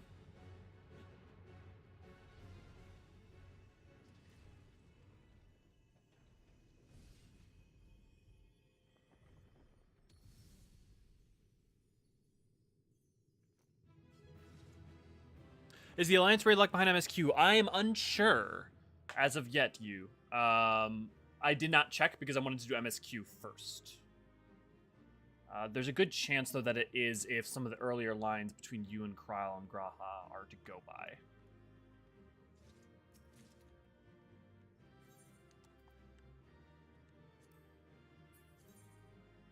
Dude, man, I've been for all, man, all the armor in this frickin' dungeon is pretty good glam game.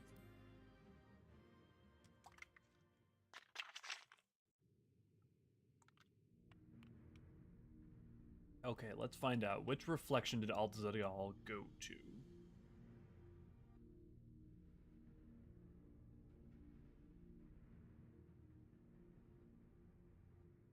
What have we here?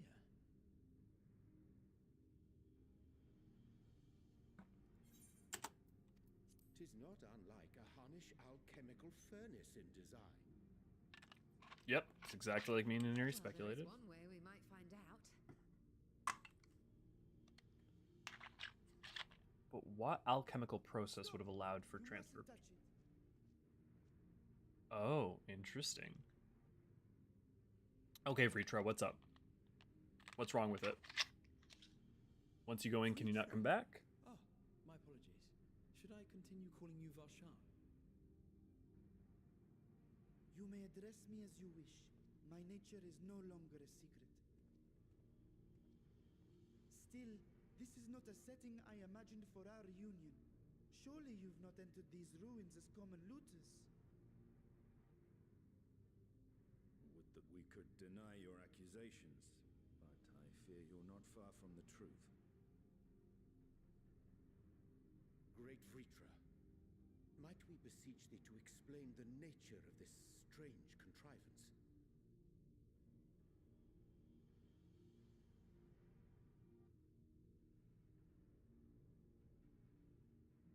It was crafted by our alchemists at my behest, for the purpose of sealing something away.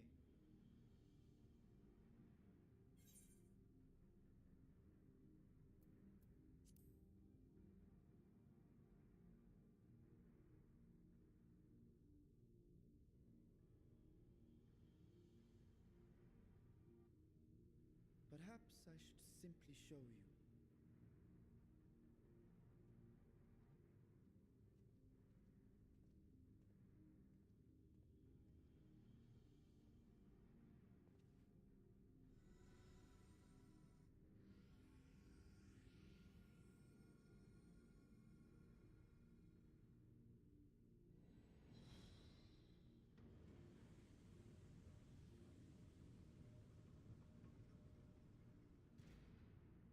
Voidgate?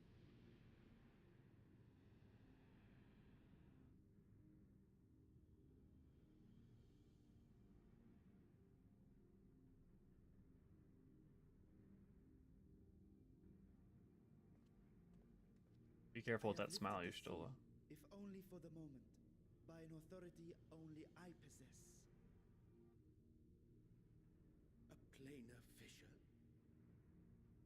No, my friend. Small though it may be, this is a Yes, okay, it is a void gate. Void.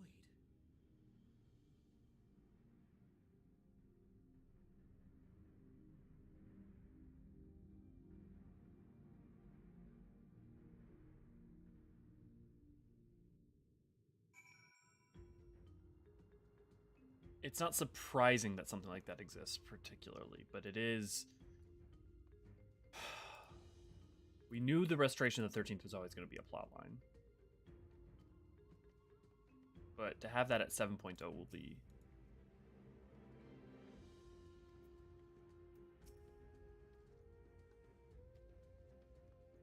Right, Estinian wasn't around during the time of the Crystal Tower, so he would have no idea.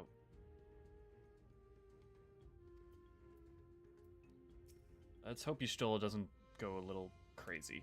Void gates and fissures are much the same thing in practice. In a sense, they both allow passage between the source and the 13th. The difference in terminology refers to the circumstance of their creation.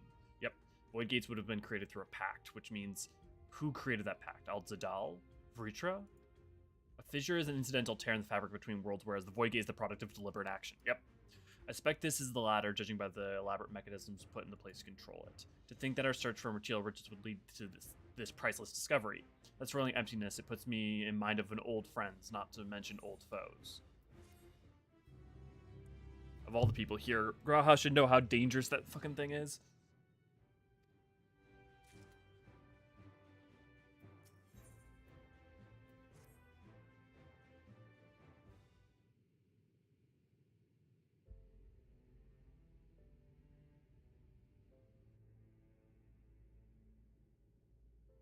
Did you make a mistake long ago, Vritra? Or someone you cared for?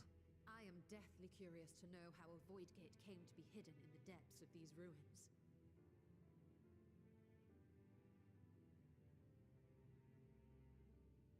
To tell that tale, we must first peer far to the south, and even further into memory.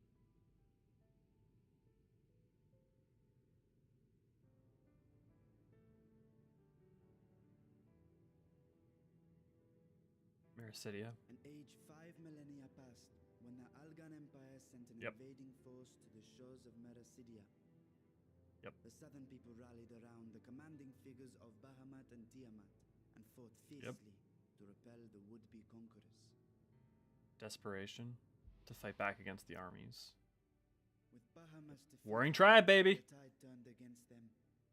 Desperate to seize any advantage, the Mercidians 7.0's Mericidia. primal entities. In response, Emperor Zande forged a covenant with the Cloud of Darkness, sovereign among the all-devouring denizens of the Void.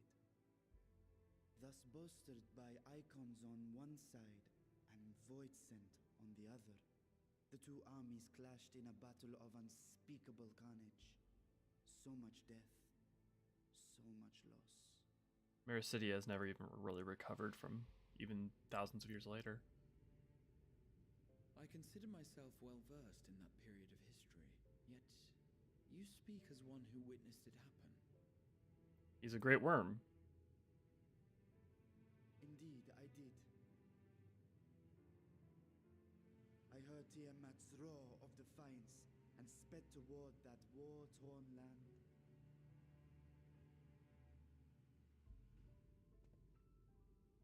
Along with my sibling, Hydaelyn.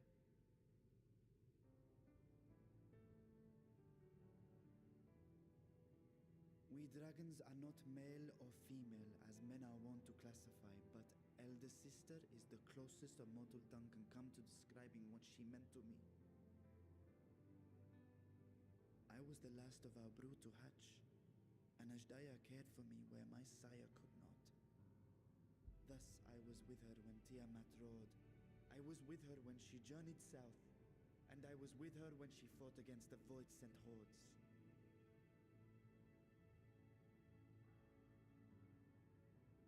Yet no matter how many of their vile fiends we cast down, more rose from the abyss to take their place. Faced with an unwinnable war of attrition, Hydaelyn risked her all on a final gamble.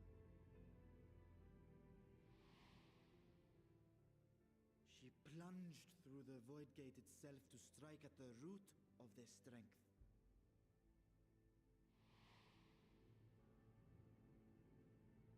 I tried to follow in her wake, determined to lend what aid I could. But even as I came upon Alag's glittering tower, I saw the rift close behind her. Then why were you surprised when she did not recall upon... has been lost to us ever since. I find I must retract my earlier claim of historical knowledge. Nowhere in the Crystal Tower's archives did I see mention of such noble sacrifice. That does not surprise me. To Allagan eyes, it must have seemed as if a lone dragon, driven to madness, simply dove through the gate and did not return. For my part, I spent long years searching for the means to reunite with Hydaelyn. Until I could search... And thus made a pact with the Voidgate. Until Alag was dust, and the arts to open a Voidgate large enough to accommodate a dragon forever lost. Yet you have the beginnings of a gate right here, under the control of a harnessed device.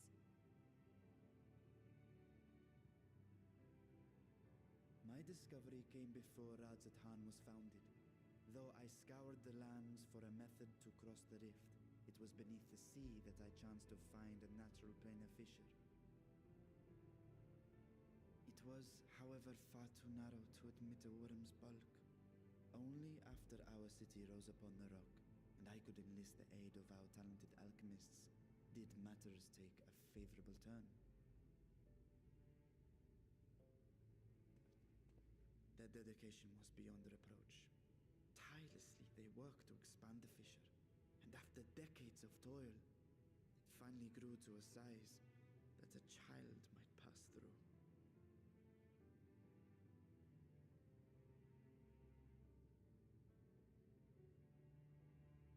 Not long ago, you told us that you called out to your kin. Okay, thanks, Justinian. Answer was silence. I suspect the conclusion to your tale is not a joyful one.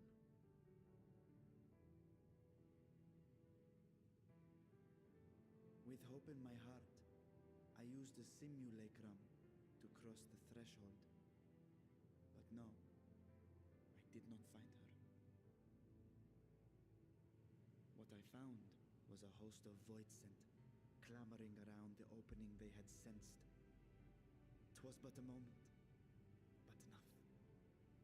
I had no choice but to retreat and allow the portal to contract once more. The gate was a threat to your people. You had to decide between endangering Radz-at-Han and abandoning your sister. You chose the latter. 'Twas not that thy sibling scorned thy call. 'Twas that she was trapped beyond a barrier through which neither roar nor dragon may pass. Even now, in the desolate world of the 13th. I can scarce imagine your pain, yet it was wise not to linger in that place. Too long a sojourn, and even a being of your power risks being warped into a creature of the void. So what about Hydaelyn?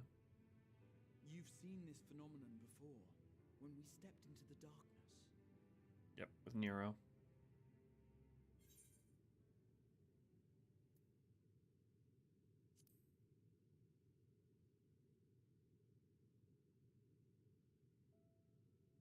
Turned purple? Well, yes. His wounds had allowed the void's corruption to enter his body and twist his ether. Had it been allowed to progress much longer, I presume he would have been fully transformed. Then there is little hope for Hydaelyn. Ah, no. I hadn't meant to. I speak only of possibilities. The scales of the first brood are extraordinarily resistant to ethereal fluctuations. They are the protective talisman's core components after all, and even the corruption I described would struggle to overcome.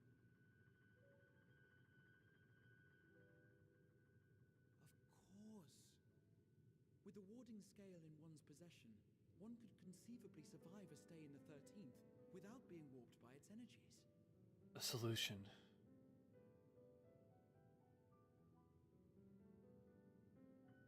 Be that as it may, it is too late to rescue my sister. 5,000 years too late.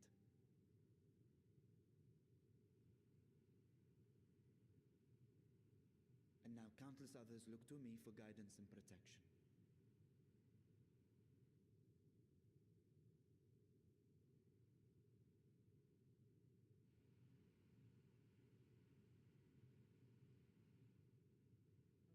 So when I sensed intruders in the ruins, I came only to ensure that the gate remained closed. That, and to secure the treasure, of course.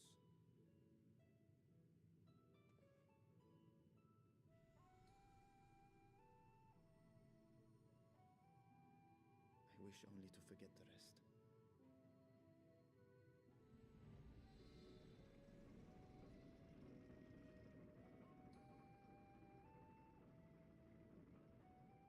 She ain't giving up on that entrance. She's going to use that as the foundation to travel between. If the void can connect to the first, or if the void can connect to the source, probably, and we know it can connect to the first, there's no reason to assume that it couldn't be a point of origin to connect into the other realms.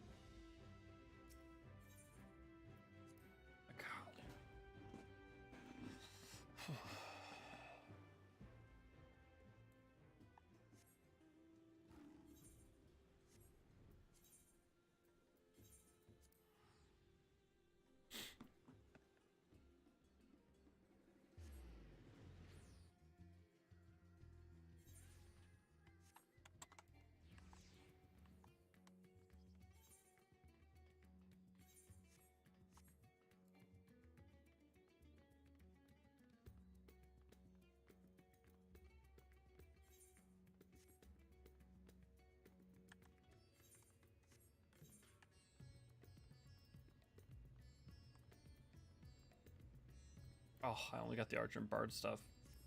Wonder what the tank stuff looks like.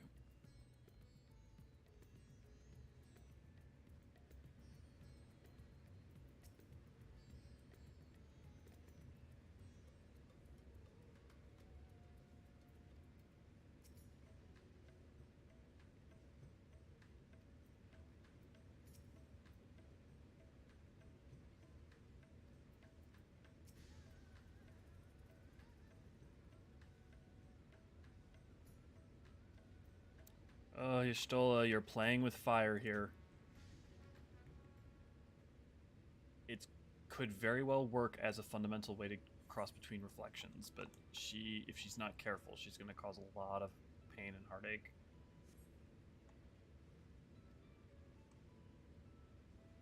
As your instruments have no doubt informed you, the Kapalakulu has been reduced to so much scrap. Please bring a new one out of storage and see that it is conveyed to its post along with some few lesser constructs. If they had access to them, why didn't they use them as a defense system for the final days? Was it tomb robbers? Fiends born of the Tower of Zot? By the sisters, do not tell me a blasphemy yet roams free.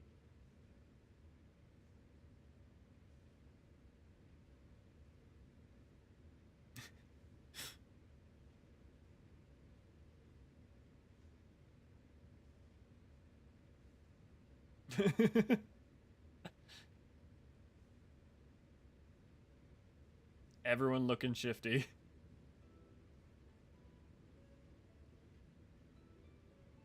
Why such guilty faces? Surely it wasn't you who are responsible for this.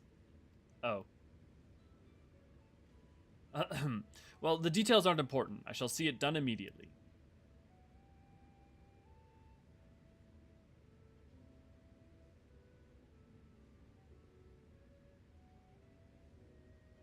And with that, the vault will soon be secure once more. Now, I believe you had questions? Quite a few, in fact, but I'd like to begin with the gate itself. It is still functional, yes? Indeed, which is why I saw it sealed with an alchemically forged lock and warded it with my magics. Such power must not fall into the wrong hands. In truth, the primary reason for the vault's construction was to keep the gate hidden from the outside world. So much effort for such a little door.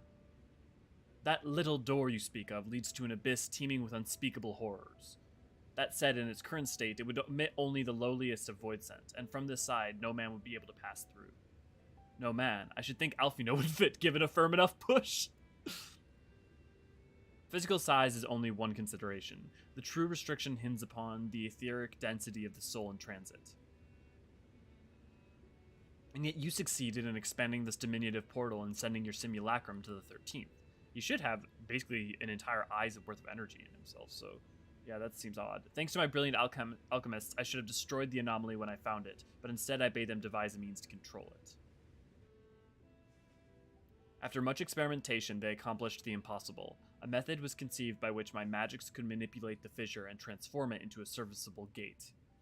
But the process has long since been forgotten. Once I had given up searching for Alzadaal, there was no need to preserve such esoteric and dangerous knowledge. Thus has the gate lain dormant for years uncounted. Our own passage to the 13th was made relatively simple thanks to the Crystal Tower. An ancient mechanism channeled the tower's vast stores of energy to open a Voidgate, one bound to a covenant made with the Cloud of Darkness. Once that sovereign entity was beaten back, however, the covenant was broken and the doorway severed from its connection to the Void. Theoretically, it should be possible to reconnect the gate by forging a new pact with another Voidsent, but such deals usually end in betrayal and death. In any case, we should attempt to gain an understanding of the Bounty Gate. Mayhap you could resume the search for your sister. As I have already explained, I put those futile hopes to rest centuries ago. My place and my duty is here and now. I've meant to ask, what prompted you to search for the vault in the first place? It was all Stinian's idea.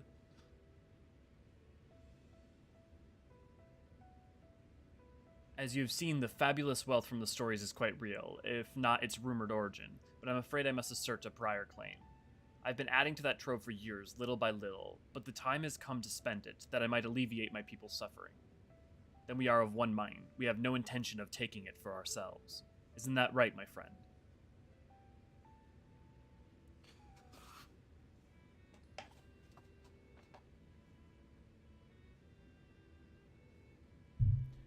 Your Excellency, would you object if I were to conduct a closer examination of the gate? I will make no attempt to open it, of course. Oh, you stole it. Don't. I owe you and yours a debt that can never be repaid. Whatever boon you ask of me, you shall have it. You are most gracious. I shall take full advantage of your permission. Would that I could join thee in thy study, but the Luperates will be anxious to receive my report. I beg my leave of you. I got a bad feeling about this. I must be off to Charlian as well. Mistress Krile will be eager to speak with you about the request, so please come back to the Annex as soon as you're able. Farewell for now.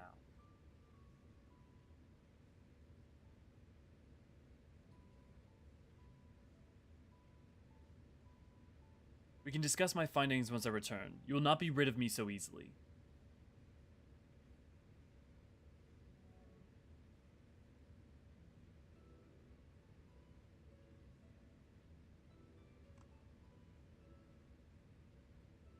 Mist of the Realm. Yep, okay. Mist of the Realm is locked behind MSQ.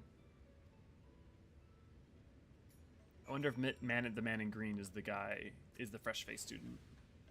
The difficult part in all this will be deciding how best to put these riches to use. Will you lend me my assistance in these deliberations? Thank you. I will follow this.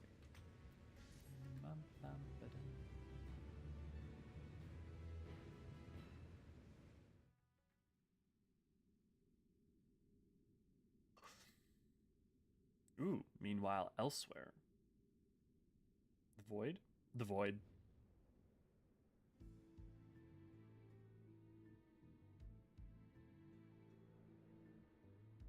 Ooh, or maybe not. Maybe Hell of Fire? No, this seems like the Void.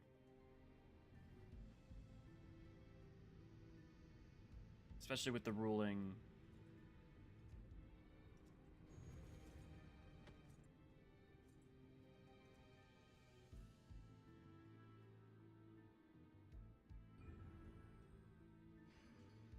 Four Lords, baby!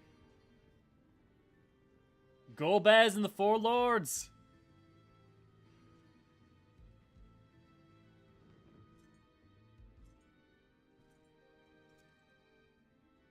Is he a void entity? Who is he, though?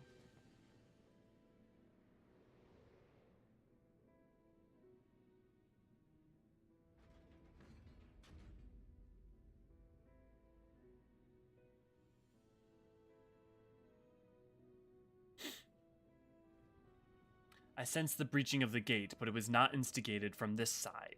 It was thrown open from the other.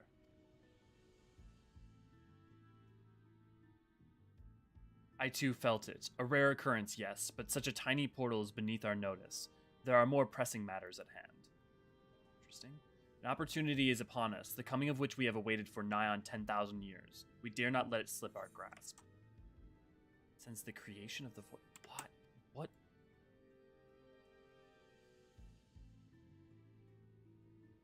Yet we must not underestimate he who bested the cloud of darkness. Even restrained by the covenant, the cloud was no feeble wisp to be dispersed by some flesh and blood mortal.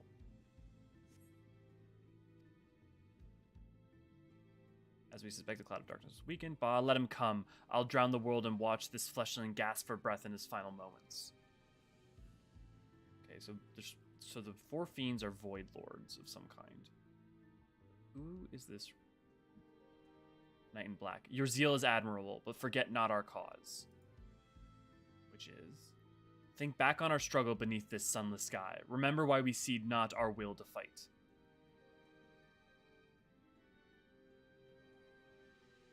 'Tis time we set the war in motion and win redemption for our star.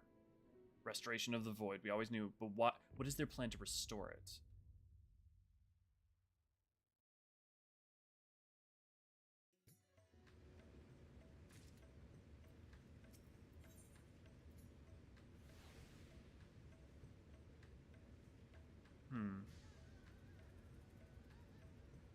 Use the Aether to realign the astrality of the star? What is... I don't know. Shall we begin? If we are to spend the treasure wisely, then we must first determine which group would benefit most from its monetary assistance.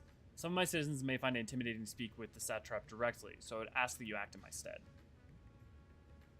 Lendril, you are to visit Akalia and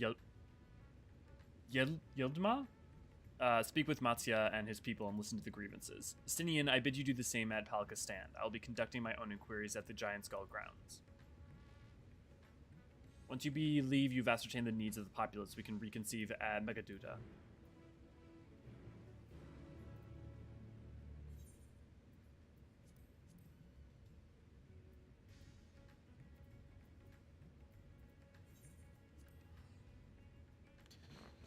Interesting. But also, the Four Fiends are the trial. It means that we're engaging with that during the interstitial period time of 6.x. Which means that those trials... For all the setup that's going on now, I still don't think 7.0 is the Void. I think 7.0 is Maricidia. The question is that the Void, its restoration, and is that story just the .x patches? Is it set up further down the line? The fact that it's redemption and all that is such... Maybe that's just the trial in and of itself. That seems strange that it...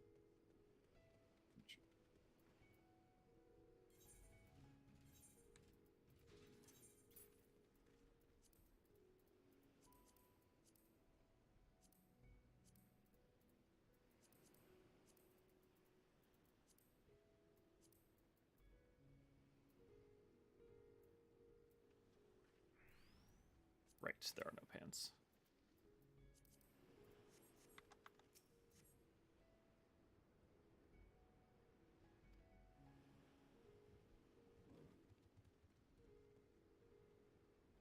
Anything the village desperately needs? Well, I suppose Kalzal's loss hit us the hardest. I've been trying to find buyers for my fish, but although I sell a few here and there, it's so much more difficult than it was before. Everyone's still struggling to rebuild their lives. For now, we're just banding together as best we can. A market?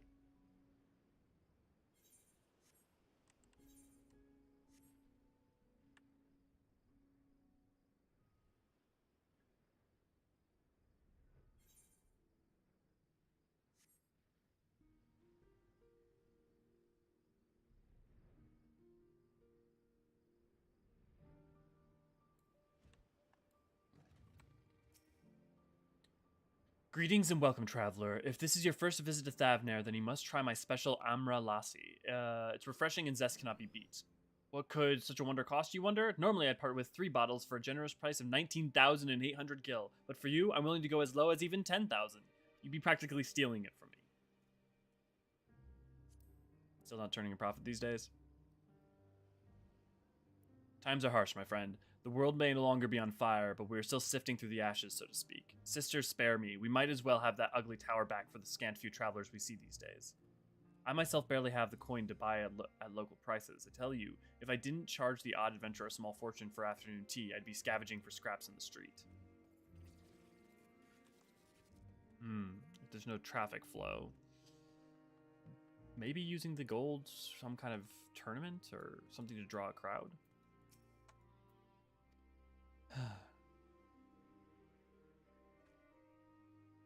How fares the port? Well, it's in shambles, isn't it? The trade routes are open once more now that the danger is past, certainly, but no small number of merchants have had to sell their ships to make ends meet in the short term. Add to that the sailors we lost in the final days, and it's little wonder the flow of exports is no more than a pitiful trickle.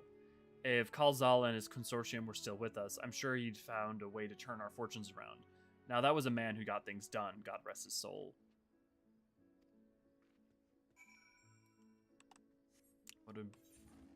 What a horrible fate.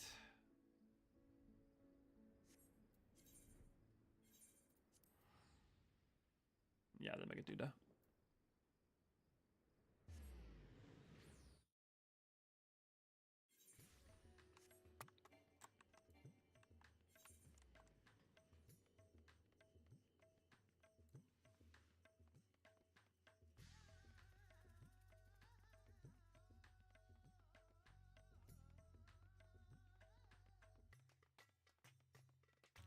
Why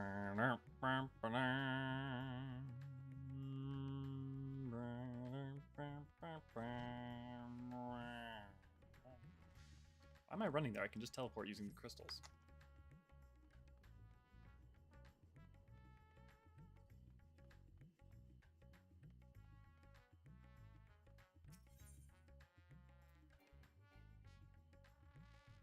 What? I never tuned to the Megaduda? Okay. Guess I'm so focused on making content, I have not been playing nearly enough.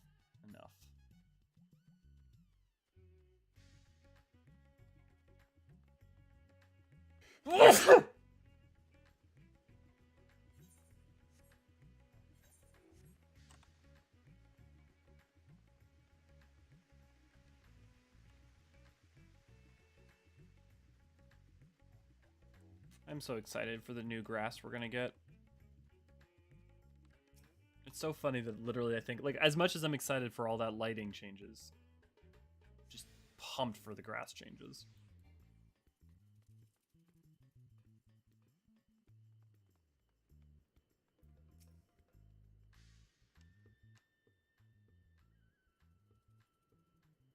Ah, my advisor returns. I've just made it back myself. What do you retain this vessel now that you true form is known? You could have flown across the land in a fraction of the time.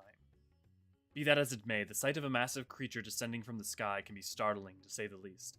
And there are few places I can enter comfortably without risk of flattening some sort of cart or stall.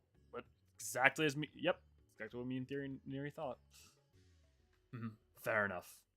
As for my inquiries, the people of Palika Stand were unanimous in their reply. They are surviving. Resources were stretched to the limit when refugees were pouring in, but they persevered, with some assistance from Yilmad. From what I understand, they have always been an independent community, hunters and foragers and the like, and I was assured that the jungles provides for their needs for the most part. Palka's stand has weathered the disaster better than most, it seems. I myself heard good news and bad. The quarrymen were cautiously optimistic, having just sold a full wagon of giant skull to a foreign trader. But such visitors are few and far between, compared to our best years. The weight of stone leaving Thavner has been light indeed. Our nation is small and isolated, its prosperity dependent on a steady stream of exports. We must identify any obstacle to the flow of trade so we may begin working to remove them. Tell me, what did you learn at Akalia and Yedelmad?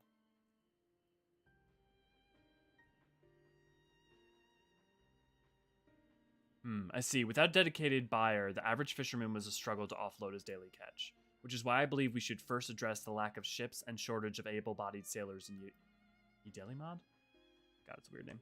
I am reminded of a child I spied as I made my way back to the palace. His father lost at sea when the beast sunk their vessel. So many variations of the same tragic tale, repeated over and over. So many lives lost.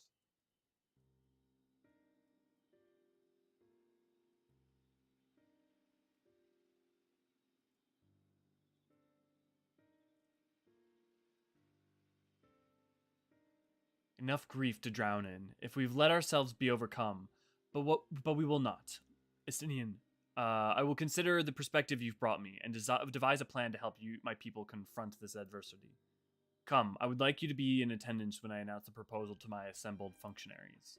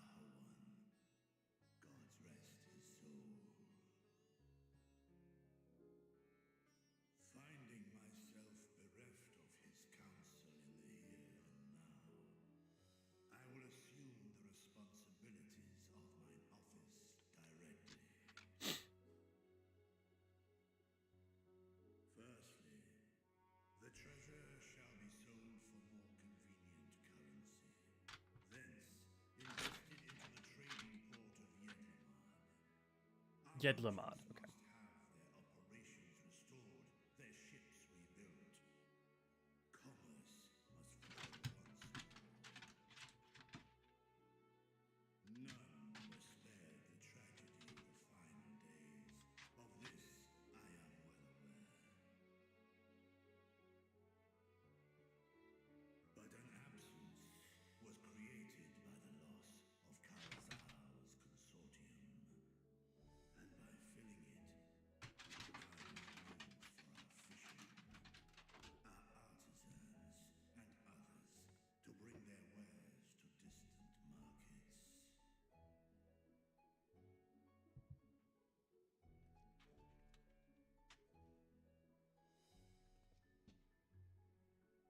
What of the children who were left without family to care for them?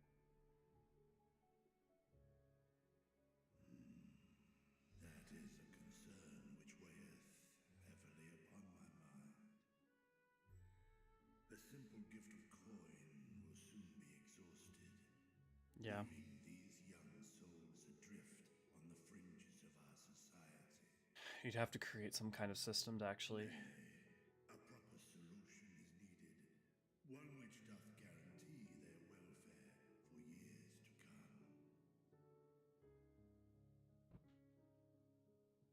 Thou hast surely seen how other nations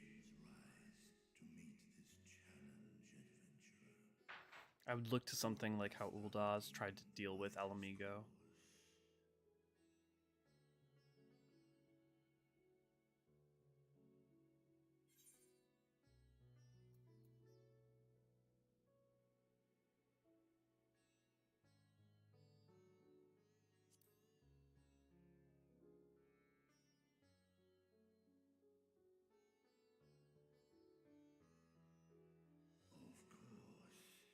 We can draw on trading profits to build a new institution.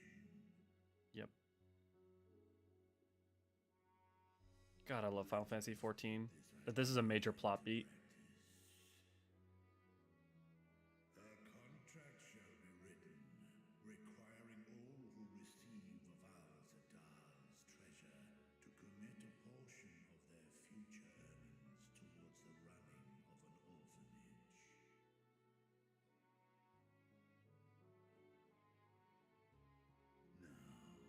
Now, such an influential policy is deserving of a worthy name.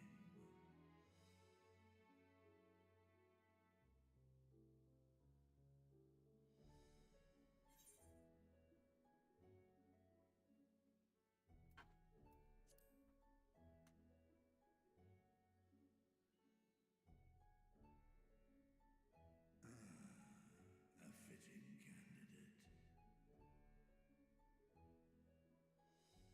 Alzadaal should be remembered, not as the blasphemy which terrorized Thavne, but as a hard-working and generous man who brought much wealth to our shores. Do any among you object to this proposition? Many here lost loved ones to the beasts.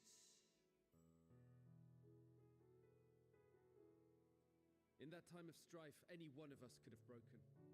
Any one of us may have been taken by despair. When I think of Alzadaal, I feel no hatred. Only a stinging regret that we could not save him as well. Isn't that right, men?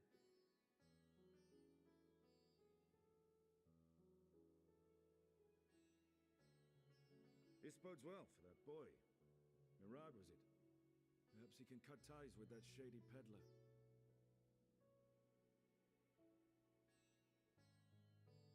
Then let it be done. Henceforth, this initiative shall be known as the Alzadaal Foundation. Nabdeen, thou art to assemble a patrol and ensure that no child in this city liveth in squalor.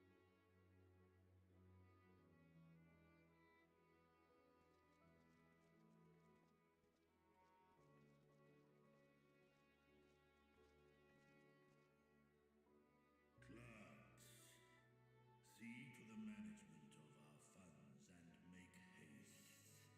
Our citizens must not suffer a day more than is necessary.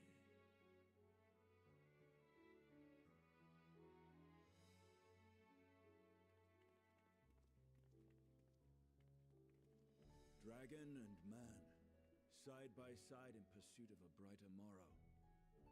Reminded of Ishgard.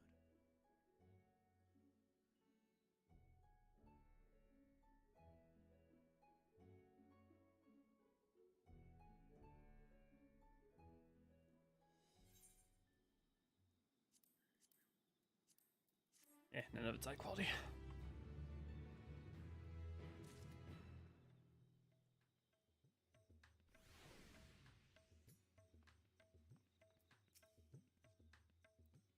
Vritra is warming to his role as satrap. Clearly all those years behind the curtain were not spent napping.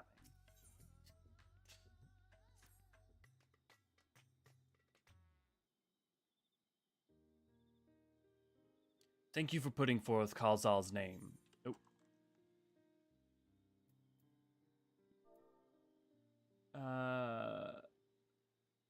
Those whose lives he enriched will take comfort in seeing his legacy honored. You'll forgive me for not speaking sooner, but I bear a message from Archon Y'shtola. She asked that you meet her at the High Crucible at your earliest convenience. Understood, thank you. Yshola must have finished her study of the Voidgate. Shall we hear what she has to say then? I will go with you.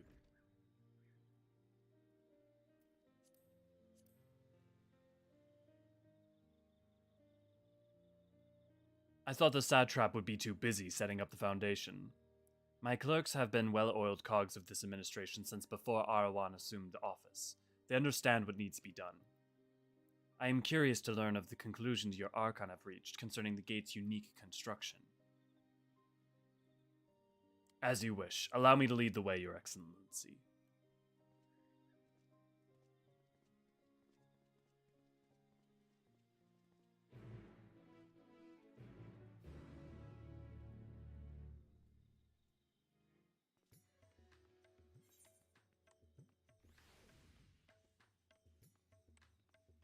Maybe it's the shard of... Maybe the Golbez is the shard of Azem upon the 13th.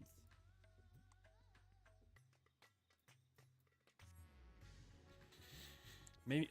I don't know, maybe that's too simple.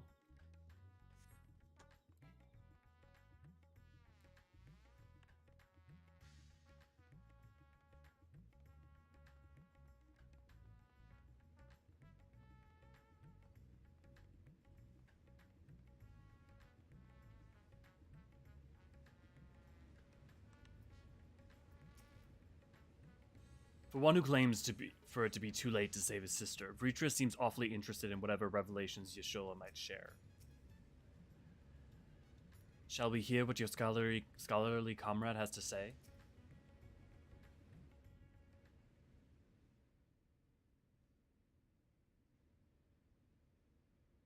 Right, here we all are.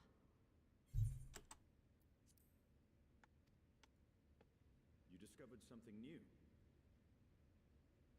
I took a closer look at that device. I was able to determine how it keeps the Voidgate sealed, but not how it might instead be employed to expand the opening. For that, I would need to reference the technique developed by Vritra's alchemists, no records of which appear to have survived the intervening years.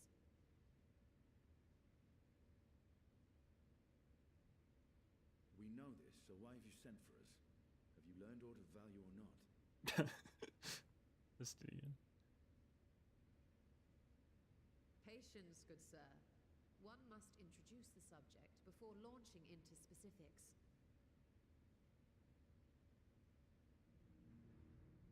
From what we understand, travel between worlds is accomplished by passing through the nebulous rift which exists between them. Yep. Picture, if you will, the moment you were called to the first. The glittering sea.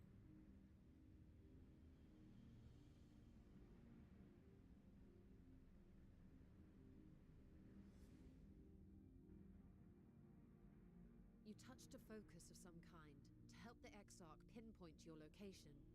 His summoning spell then channeled the energies of the Crystal Tower to begin your journey to his world.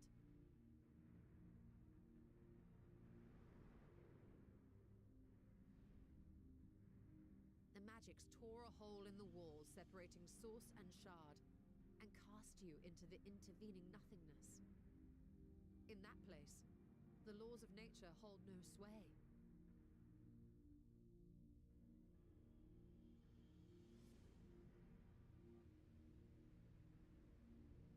Yet even through this realm of temporal and spatial instability, you were borne safely to your destination in the first.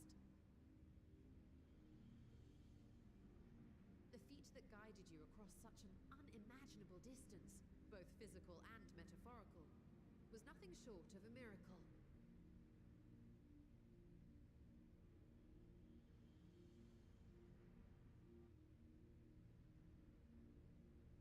Then what of the many Voidgate found in the source?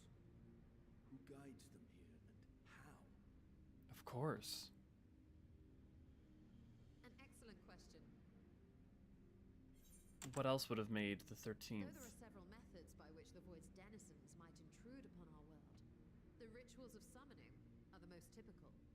Right. You have the rituals of summoning from the lands of Dalamud, people drawing them forth. We know that that's different, but even before that.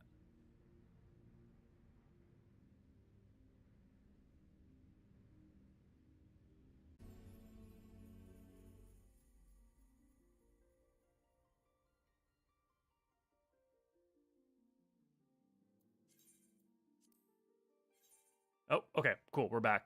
Had some internet troubles. Just everything disconnected. So I guess get ready to watch part of that cutscene again. I'm glad the player queue is so low. I'm surprised a little bit. I mean, I guess it shouldn't be too surprising. It's what, like a Tuesday at 7 a.m. So a lot of people still can't play.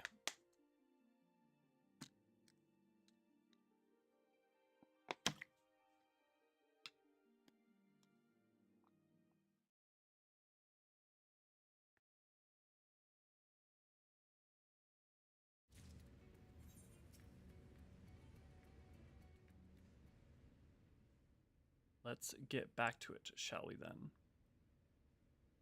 Right, here we... Talking about the metaphysics of the 13th. I took a... For the... We know. Patience. From what we understand, travel between worlds is a... Talking about the glittering sea, which is just the term I use. It's not a canonical term. Because you have the memories and shards of all the different people you've met and throughout time and the temporal and physical instability of it all.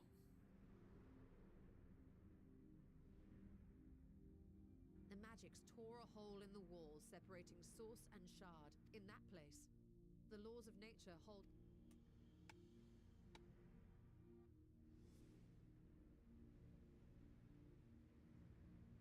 Yet even through this realm of temporal and spatial instability, you were born safely to your destination in the first. Right. And now onto the summoning of Voidsent on the source. What makes the 13th so different? I mean, obviously it's astral alignment. Then what of the many Voidsent found in the source? But obviously there's... Though there are several methods by which the Void's denizens might intrude upon our world, for example, let us consider the...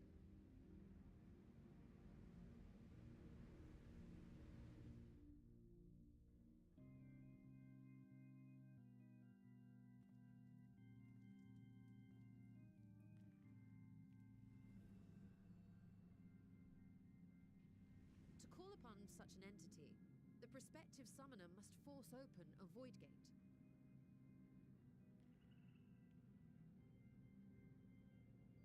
The portal lasts but a moment and is relatively small, allowing only an imp or other lesser being to squeeze through with their physical body intact.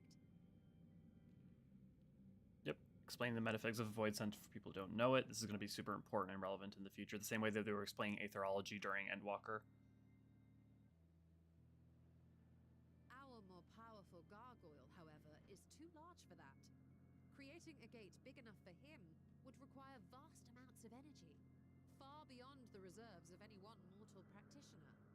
So they only draw its spirit and aether through rather than its physical form.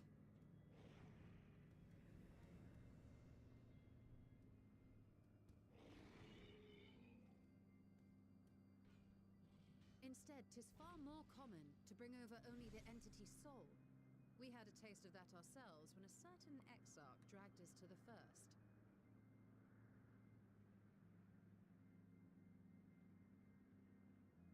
And then put into corporeal form through vessels. Same things that happened with Skaha, right? With her soul being placed inside of a maiden to restrain her power during the Void arc. Bodies remained in our world, the Voidsent's physical form is left behind in the 13th. Huh, that's an interesting point. What's done with it then?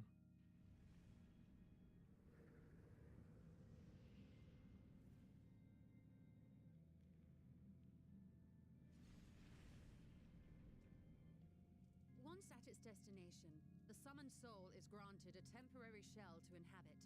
In the gargoyle's case, a stone effigy has proven a suitable vessel.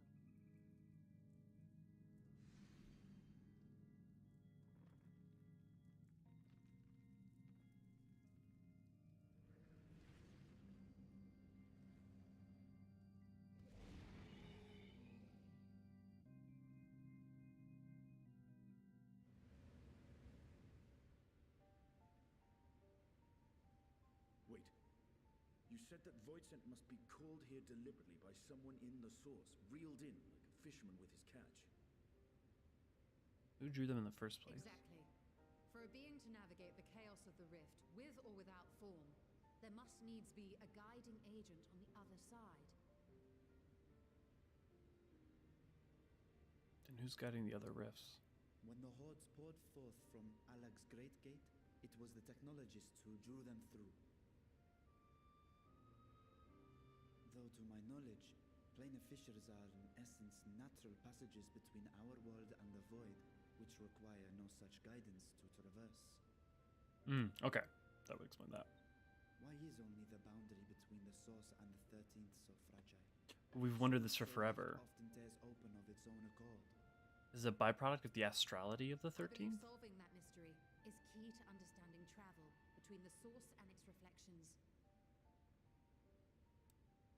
And how do you intend to get your answers? Oh, I know. No, the danger is too great. Yup.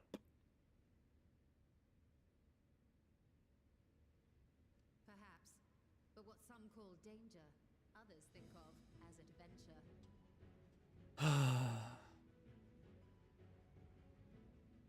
Were you not listening to my tale? Never mind that the means to expand the gate has been lost to the ages.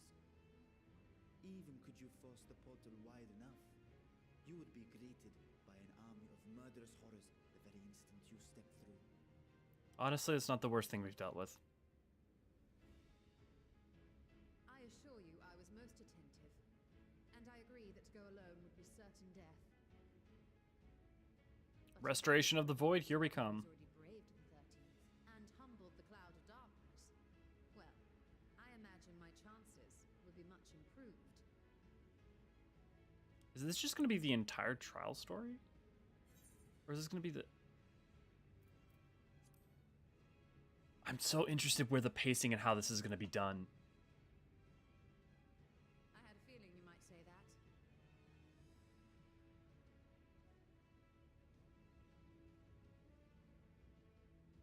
Once again, I put my life in your ever-reliable hands. No. That said, as much as I would like to march straight back to the Voidgate, there is the small matter of being unable to open it without the Satrap's personal...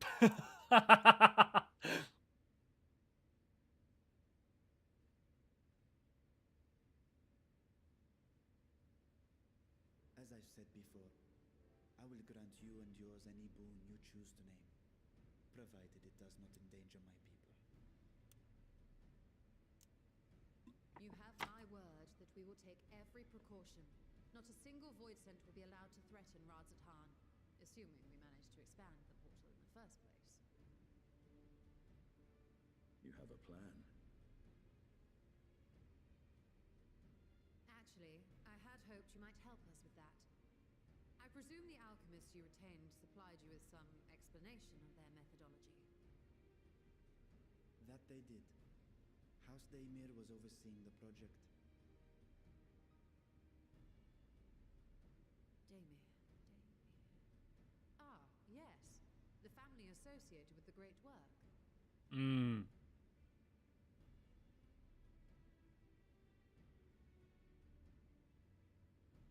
did not fully comprehend the theory, but their research began with a void scent which had slipped through the fissure.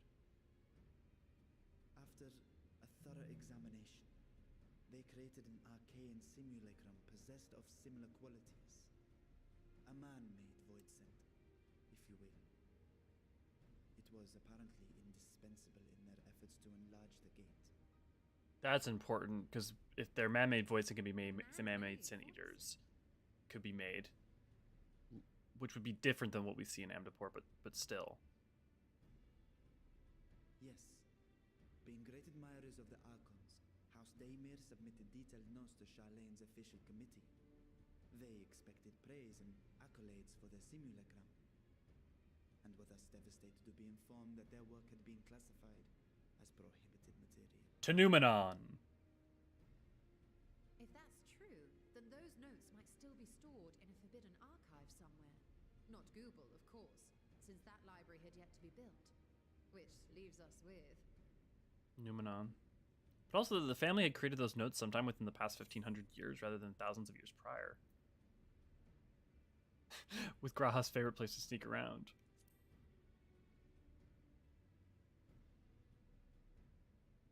Shelves are too tall. Indeed. Numenon's restricted stacks may very well hold a copy.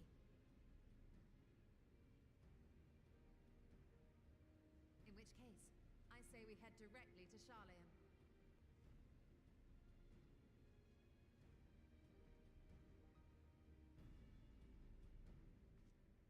Unless What's you up with you? anticipate needing help to reach the high shelves. See myself being of little use.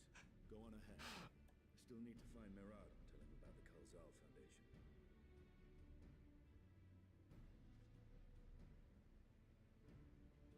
Teach the boy to fight.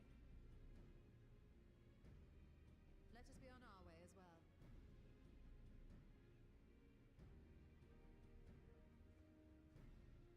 Radiant Host Dragoons, baby.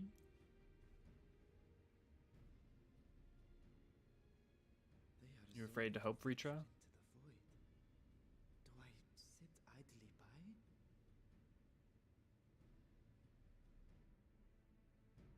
Oh, Vritra. You still have your responsibility to your people, but yeah.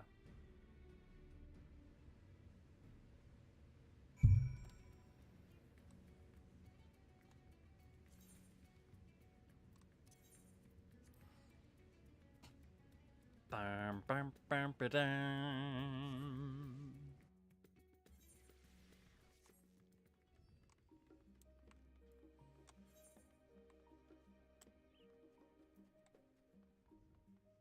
Wandering Minstrel, mission in Mordona.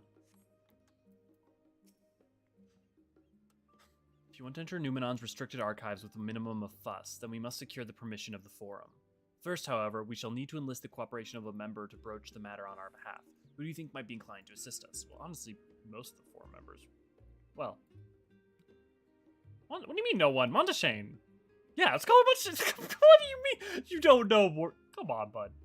He did come to Graha's defense during the inquiry, after all. Yeah, and taught us... Of course. Just settle. Let us head to Phenomenon and see if it's willing to help us.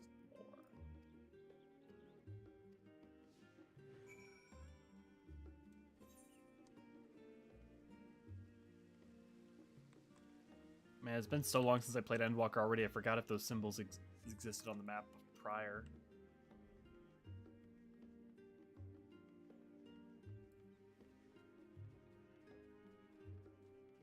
Oh, right, they implemented the new thing so you can teleport and fly even when doing this. I'll walk. It's fine.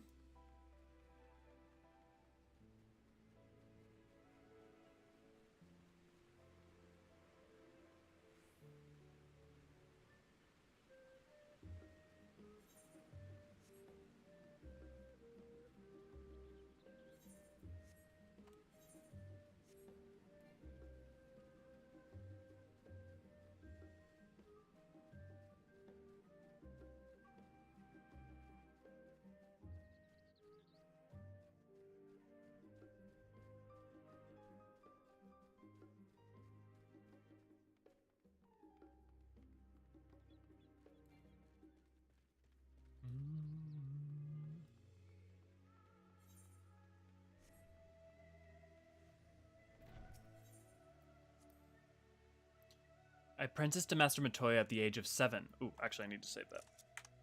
Under her tutelage for a full decade, I never had the chance to attend the studium. Neither did Thancred, as I recall. Soon after Master Louiswad took him off the streets, he was put in the care of another archon. He was a rigorous and practical education in the arts of espionage and survival. The mysterious benefactor from our quest during Endwalker. Sometimes I wonder what my life might have been like had I pursued studies here instead.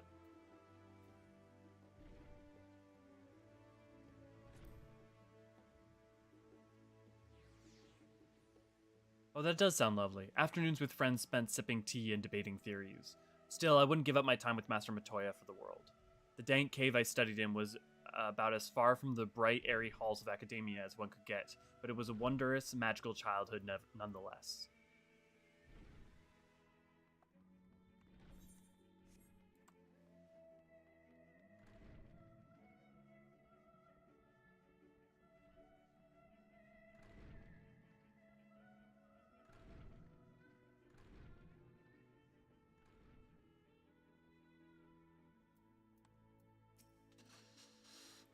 Another aetherology lesson, perhaps?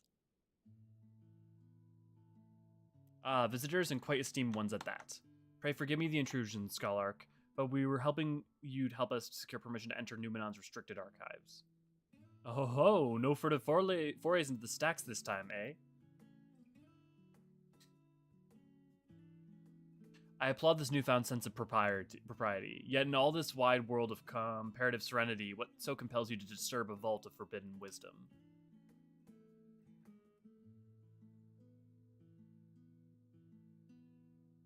You see, we've been up to some shit.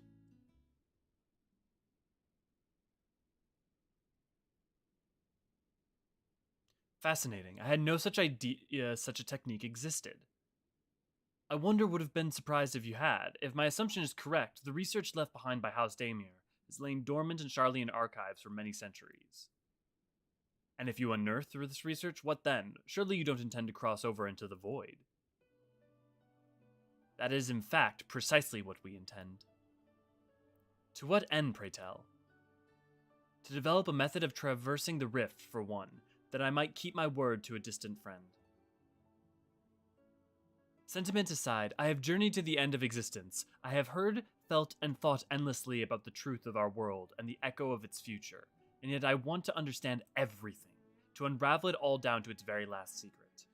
What scholar worthy of the name wouldn't force open a Voidgate or two if a grand revelation was the promised reward? Ha ha ha! Marvelous! I feel like everyone here is playing with fire. An audacious proposal worthy of Master Matoya herself. And after hearing the whys and wherefores, I for one do not believe you would use the knowledge for ill.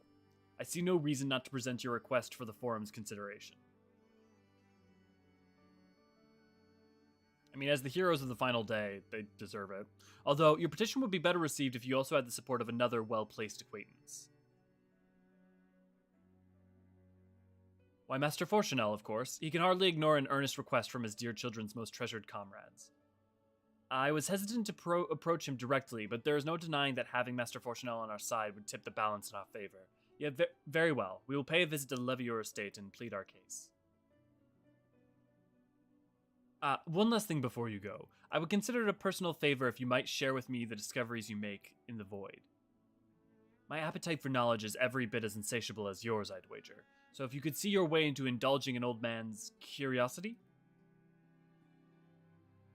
Of course, Scholark. We'll be sure to pass on any revelations. Be talking to him between each patch. The forum can be cantankerous at best. One needs a persuasive voice to get it moving in the desired direction.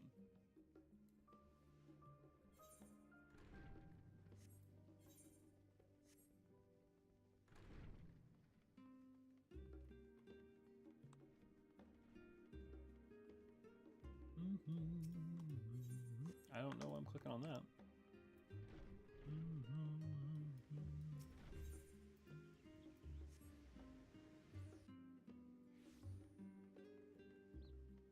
Oh, that's so much better.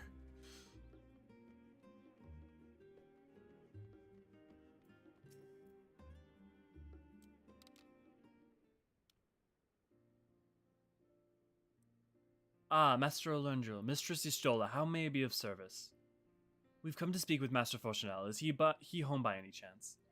Yes, the Master is in residence. I shall inform him that he has guests.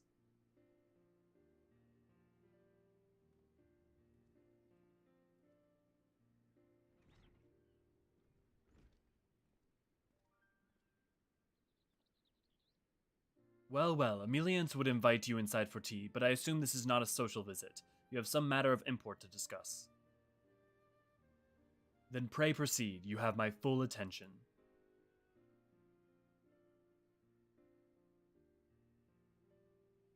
Let us into the books!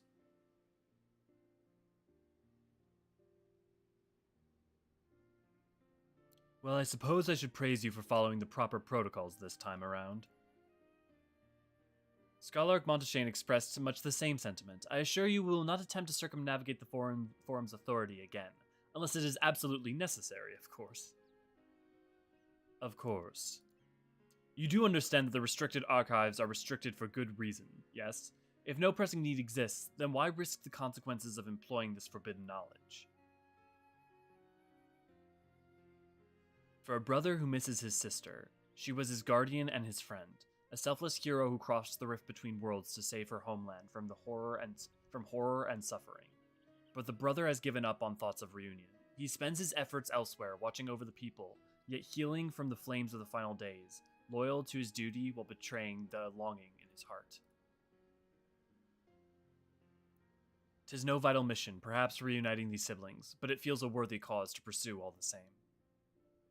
As one who feared losing his own loved ones and spent years in research to prevent it, surely you appreciate how painful such a separation must be.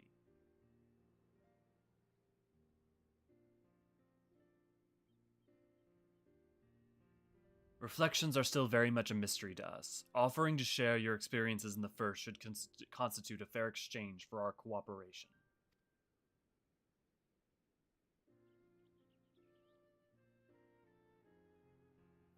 Do not celebrate just yet. The Forum must still be convinced.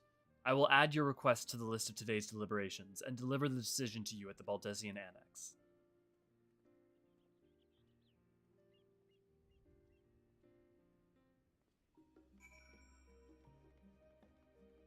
To the Annex!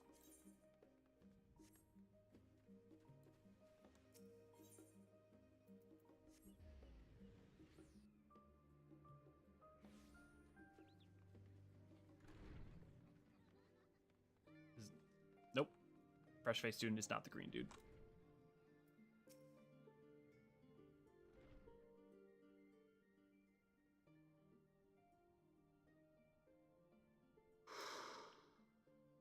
Ugh.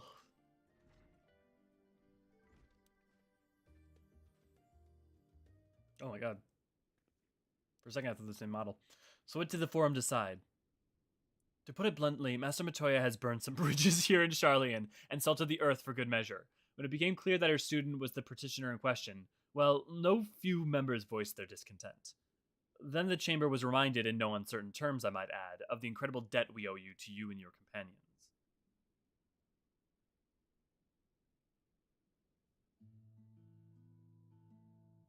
That served to silence the grumbles and stiffen a few spines, and it was agreed that allowing you entry into the archives was the least we could do in return. Oh, Fortunell standing up for us. That is wonderful news. Thank you both for speaking on our behalf. Yes, well, I am sure you are aware this permission was not extended lightly. Forbidden knowledge is to be treated with the utmost caution, and there will be repercussions if it is not. I wish you well in your endeavor, and bid you good day.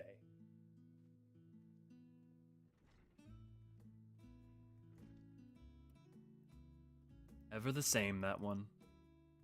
Uncompromising, aye, but the very stoicism is exactly what Sharlayan needed to guide it through not one, but 2 exoduses.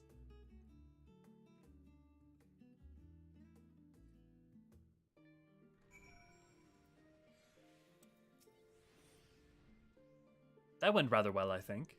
As a child, I dreamed up any number of schemes for getting my hands on these forbidden tomes, and now I can simply walk through the door. Our focus will be on finding House Daymare's research notes, of course, but the thought of so much knowledge at my disposal has me feeling a little giddy. Oh man, me too, fucking Yashola! Let's get that book hype! Montaigne is waiting to offer you further instruction. You'll be heading directly to the archives from here, I presume. You presume correctly. Then you will want to speak with the index page when you arrive. It's been instructed to grant you access to the restricted section. Excellent. Once again, we thank you for all your help. Oh, it was my pleasure, believe me. May you find the knowledge you seek. Shall we?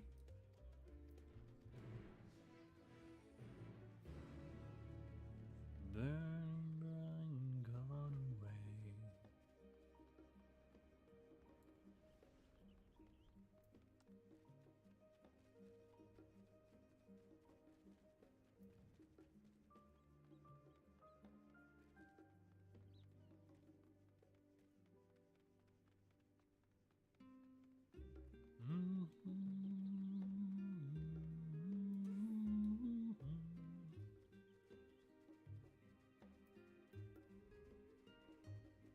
Pudding way.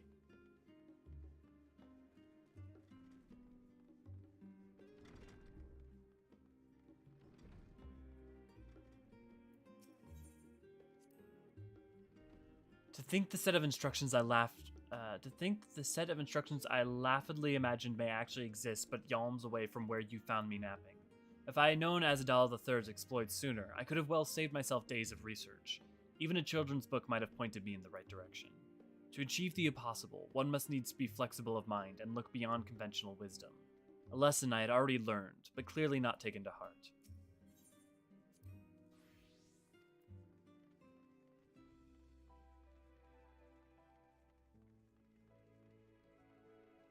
This star still has secrets yet to tell.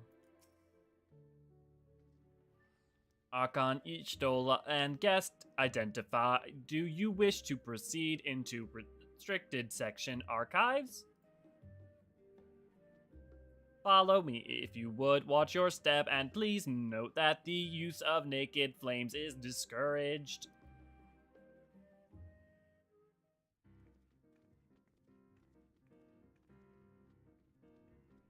Knowledge time.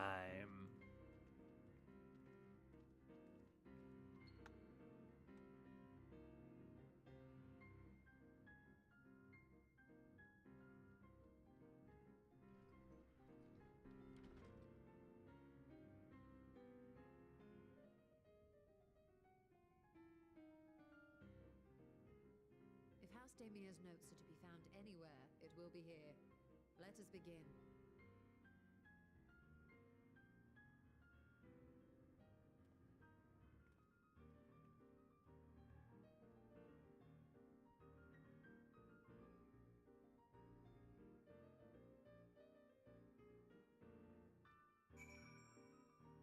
Okay, I want to read everything except for what I'm supposed to read.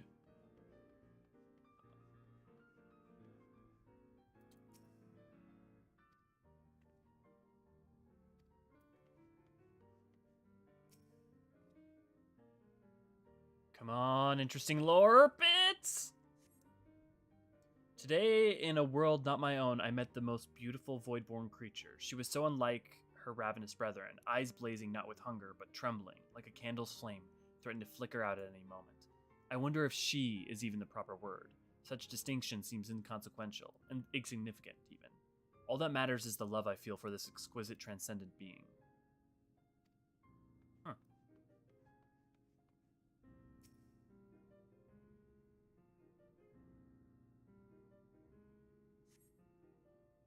In the year 1564 of the 6th Astral Era, the Amalja summoned Ifrit, their patron god. Accounts describe the being as gigantic lizard-like being with potent command of fire-aspected magics. If we consider the primal summoning as an act fueled by faith and prayer, it is then surprising, if not expected, that the resulting deiform entity would manifest the appearance and powers with which it's attributed by its worshippers.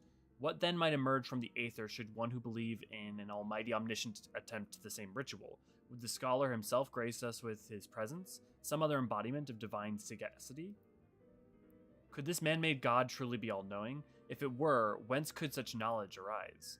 I myself have many questions concerning the nature of the ancient world, with no spell to transport me back to the days of old. Oh, please let there be an expansion in the past. Could I instead summon a being possessed of encyclopedic wisdom of every age, yet with no means to verify its pronouncements? How could one be certain that they were true at all?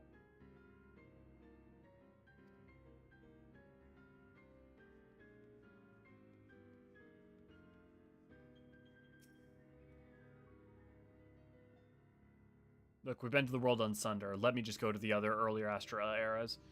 Epiphanies of House Daimir. The following patches detail an advanced method for manipulating rift spanning apertures as devised by Nuhashan, the 9th Patriarch of House Daimir. We present these research notes to the faculty of Charlian Studium as both a token of our friendship and an expression of our boundless admiration.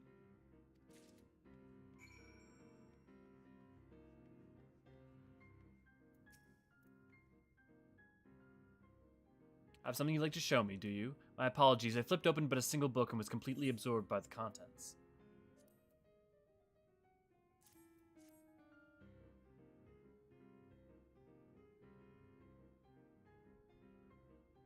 Well done. I think you have found our prize.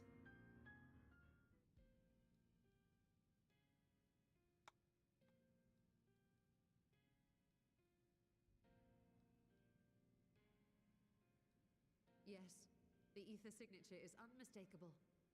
I've felt the traces of House Daimir's resonance many times at the Great Work. Time to see what all the fuss was about.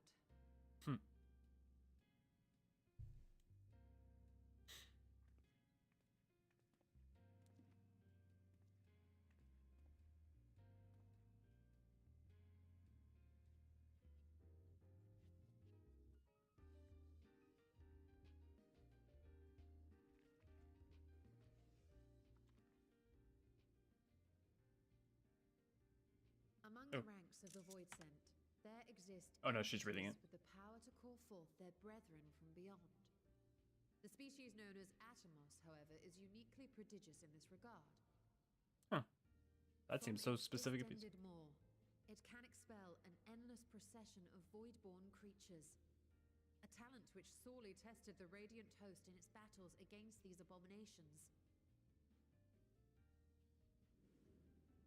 Oh no, there's a lot more left to read. Surmising that the entity itself was acting as a Voidgate, we endeavored to capture a small specimen and subsequently examine its physiological structure. Our findings reveal that the Atomos had absorbed a planar fissure into its own flesh, which it could expand at will into a functioning gate. Huh.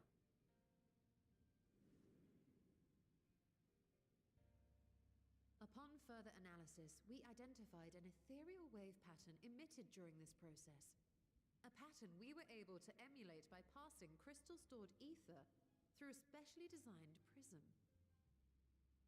We proceeded to embed said prism into an arcane simulacrum, thus completing what we have dubbed our artificial Atomos.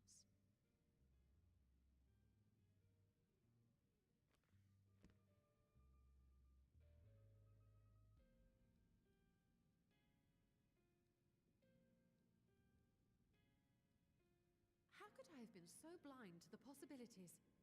This species, not to mention its ability to summon Voidsent. You fight that in Crystal Tower. Among academics for years now. Yeah, it's an enemy you fought in multiple places. Just before the advent of the 7th Umbral Calamity, we received reports of Atomos sightings from every corner of Eorzean. Surely you've at least heard the tales. Wow, they're tying back the 1.0 into this. And still, House Daimir went and built a mock Atomos of their very own. I'm not surprised the archons consigned their work to a restricted archive. It was no easy task, but at last we've unearthed the volume we've been searching for.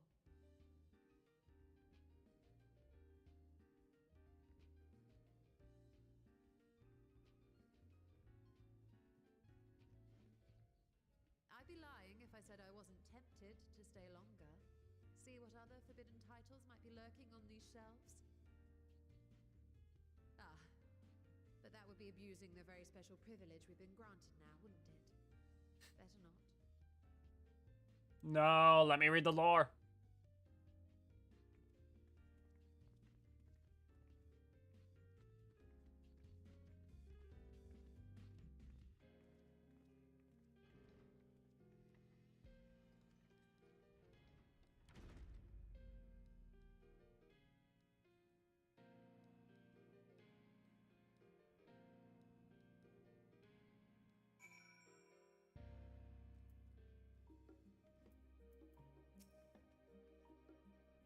As much as I would have loved to start crafting the Atomos, I'm afraid this is far outside my field of expertise. Fortunately, we know the Hannish alchemist, who would be delighted to be involved in herself, and we know a Hannish alchemist who would be delighted to involve herself in the House Damir project.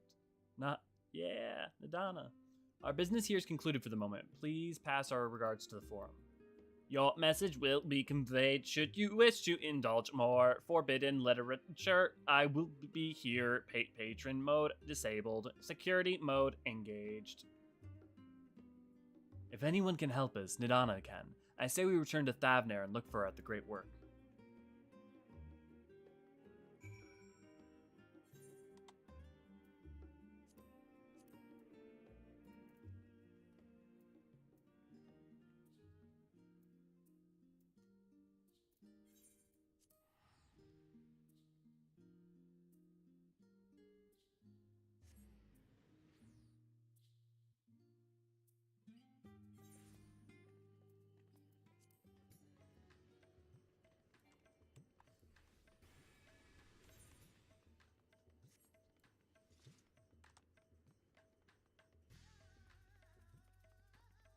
Keep running instead of just going to the crystal.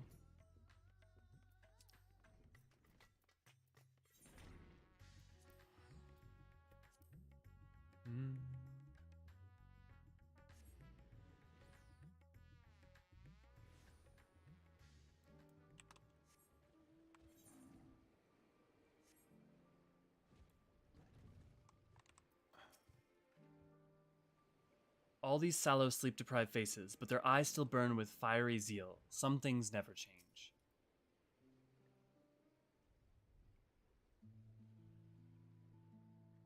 Ishtola tells me you're part of pursuing a most fascinating...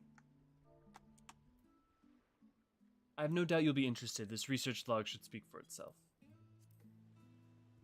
Ishtola tells me you're pursuing a most fascinating study and that you want me to be a part of it.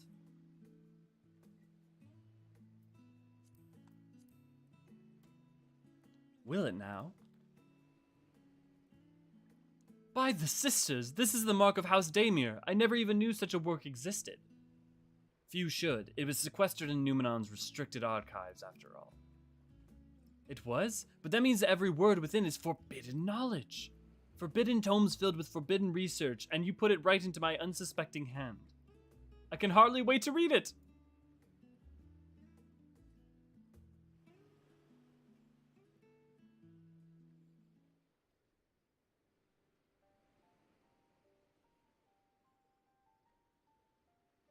To think Damir was developing such a marvelous technique so long ago. How many innovations have been lost to us over the centuries, I wonder? Now that you've glanced over the notes, what say you to helping us build a new mock Atomos? I say yes, 1,000 times yes! Work on a Damir project that had even the redoubtable scholars of Sharlayan trembling in their sandals? No alchemist of the great work could resist. You are a woman after my own heart. Oh, I suppose I should ask, what do you mean to do with this big-mouthed simulacrum once we've built it? We're going to the void. So there's a secret Voidgate, and it's sealed in the ruins at the bottom of the bounty? Today is a day of revelations, indeed. If the purpose of our man-made Atomos is to expand this hidden portal, then I will need to see it myself. I think manipulating rift-spanning apertures is not the sort of thing you want to attempt without first taking into account every single factor. Then by all means, accompany us to the vault. I plan to lead us back there shortly, once we've finished gathering the components I require. Sharlayan's market provided the raw aquamarine and pure water crystals, but I might need help obtaining a small quantity of astrally infused water. Yep. For such a liquid, you need to go no further than the font of Maya. The ascetics of old once favored the place for their meditations, and the water which pools there is now known to enliven the flow of aether. That sounds perfect. If you would be so kind as to fill a flask at the pool, I will petition Vritra to join us. The idea I have in mind won't amount to much without his authority to command the Voidgate. Shall we be about it then? We meet back here anon.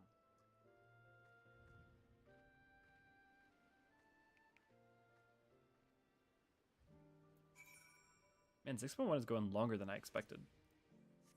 Not that I'm complaining, mind you. But But yes, to give a brief overview, as I have elsewhere and in our Aetherology video, which you can go look up that is what is Aether. The difference between Astral and Umbral. Astral is change, is the change of Aether, and Umbral is the stasis of Aether. Umbral is associated with light, Astral is associated with darkness.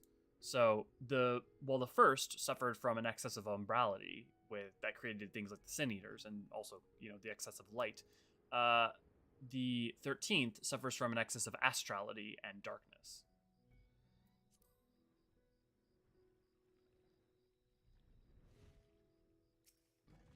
Both are required for life, but, an excess of either is a problem.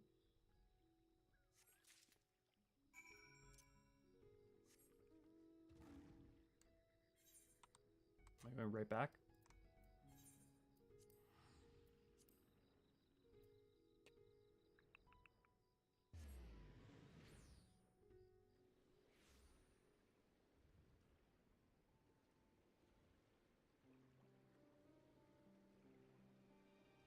Oh, morning, everyone. I just realized my chat wasn't updating. So to anyone who's here who I did not respond to, welcome, and I'm glad you're here. When I had internet troubles earlier, it must have just not started populating. Raid is locked behind the first dungeon. Yep, and a little ways further into the MSQ. But pretty much, yeah. Do you have that flask for me? Morning, Merlin. Hello, Etchia Sketch. Yes, this should suffice. Thank you, Lendriel.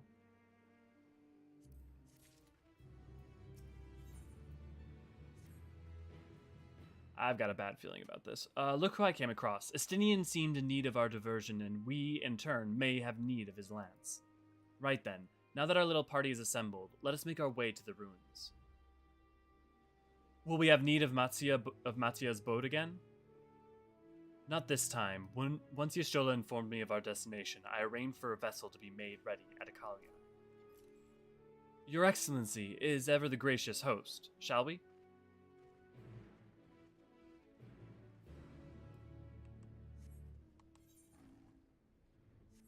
I'm so I knew this was gonna be about dealing with trying to get to reflections and a continuance of Y'shtola's story, but the fact that so much of it is in 6.1 is fascinating because we're rapidly approaching entrance into the void, and you have the whole Golbez and Fiends thing earlier, so we're going to be dealing with the void to some extent throughout 6.x. But the question is the restoration of the void the story of 6.x? Is it the expansion? Because it seems clear to me that we're trying to be more terrestrial bound based off of everything that we've heard, but this is so void based. I could imagine it also being... We'll see. The ship is yours to command. Our thanks. We've set sail at once. Oh, this is so exciting. As Alzadaal's legacy, to see the truth of a legend with my own eyes. All aboard for the treasure vault.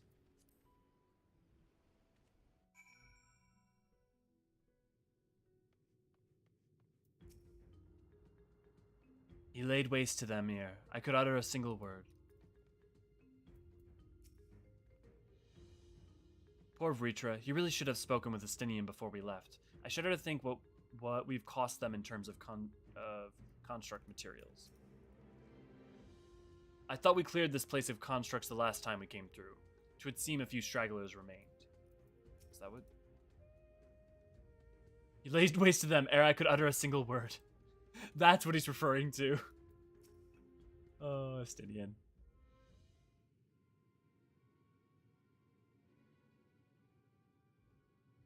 The ruins alone were impressive enough, but I never dreamed such a treasure lay hidden in the depths of the bounty. It's interesting that M itself didn't know about it. Existed, Your Excellency. My apologies. The gate was a secret I shared with none but my closest advisors.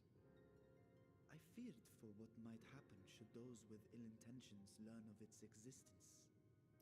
A legitimate fear, as proven by history.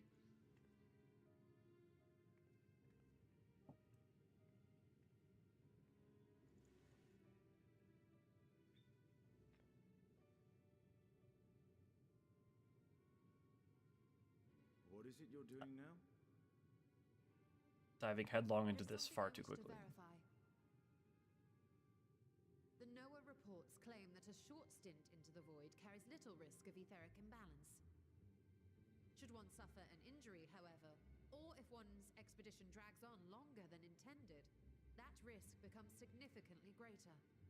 Yep, as a function of time, the astral tears away at the person's theorized aether. that a warding scale would confer protection from the void's corrupting influence. But I would prefer to test that hypothesis before we set foot in the Oh, third thank planet God. ourselves. So, this is an experiment of sorts. Yes, an experiment. Tell me, how would you go about testing the efficacy of the warding scale? Creating a little familiar that you then grant the warding scale and seeing what happens to them.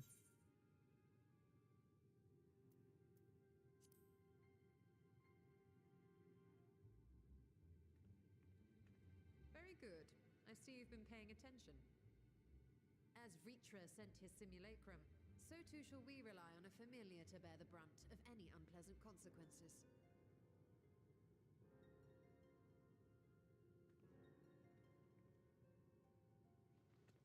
Now, a lowly imp can navigate a fissure, no matter how narrow. Which means an arcane entity of similar stature should be able to manage the same. Smart. I hadn't wanted it to come to this, but no other familiars will do, I'm afraid. Following in your teacher's footsteps. I mislike the sound of that. What manner of fiend does she mean to summon?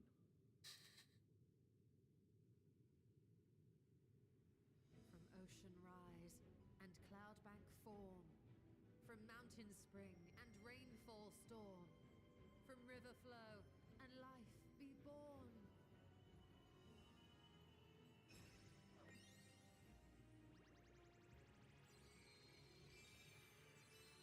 For anyone who has PTSD from 5.4.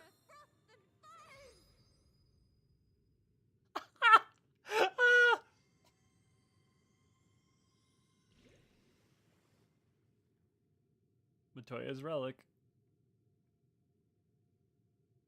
Ready your arms.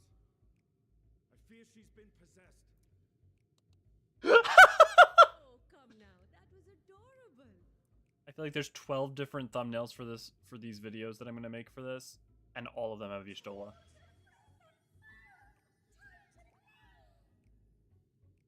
Oh, they're adorable!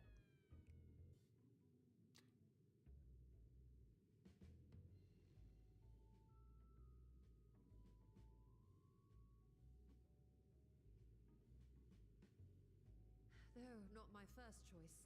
These familiars I conceived of as a child have the best chance of fitting through the gate. Oh, that's so cute. I only wish my younger self had considered a more dignified ending to the creation ritual.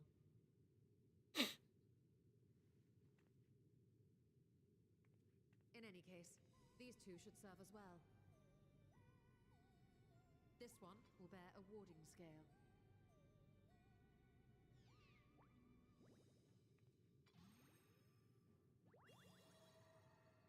And when they return from the 13th, we can observe how the talisman, or absence thereof, has affected the progress of the void's corruption. If I could impose upon you to open the gate. Your Excellency? Oh boy. Yes, of course. We should also be wary of void sense slipping through while we conduct our experiment. Estinian, you are to keep Nadana safe from harm.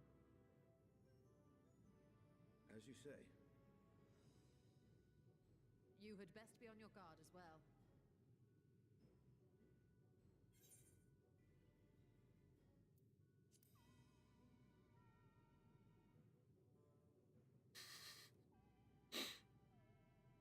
Oh, are you volunteering to join the Nixies? I could shrink you down, you know.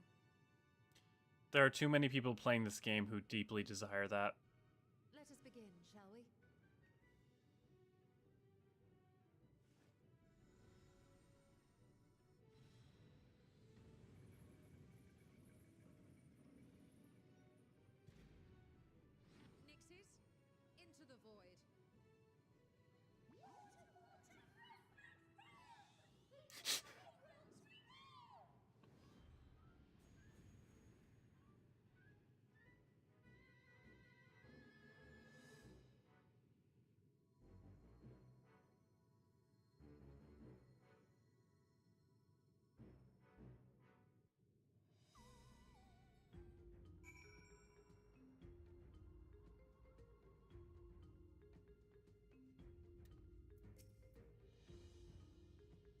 Every time I came here, it reminded me of the dark portal above the Crystal Tower and the final lash of Asdaja's tail as she plunged into the void. I struggle to picture Y'shtola as a little girl. Easy to believe she sprang fully formed from one of Master Matoya's cauldrons. Sister, save me. I will need Y'shtola the same way again. Froth and foam, indeed. We need to wait for time to ensure meaningful results. Be patient and keep watch for any intruders.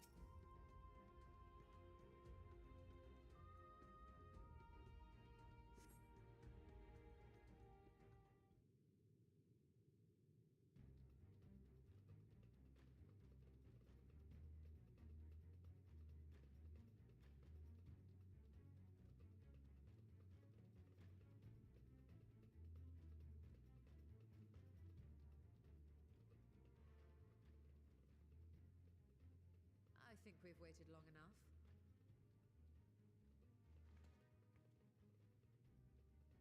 Nixies, return to my side.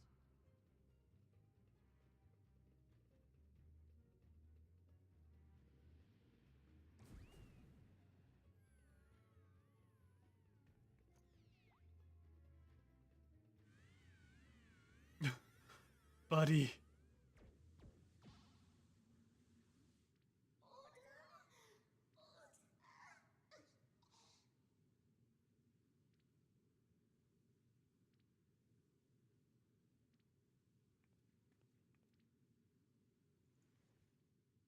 Thank you, little one.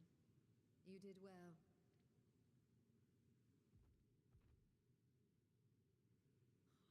Oh, the poor thing.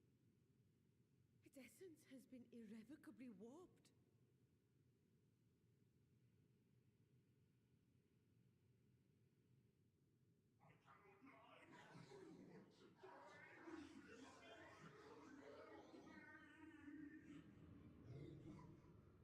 I cannot die. I do not want to die. Someone help me. We're out of time. I must reseal the Voidgate.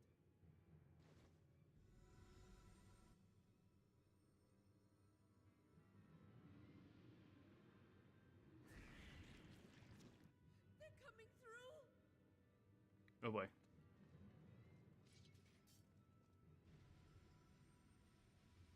In the name of Alzadaal III, I bar this door unto the void.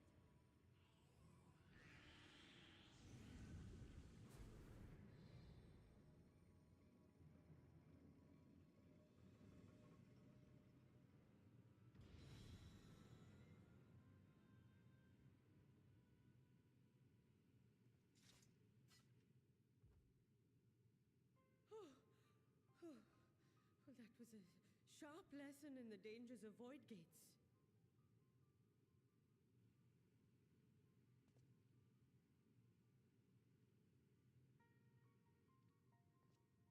And what of our experiment? I'd say the results speak for themselves.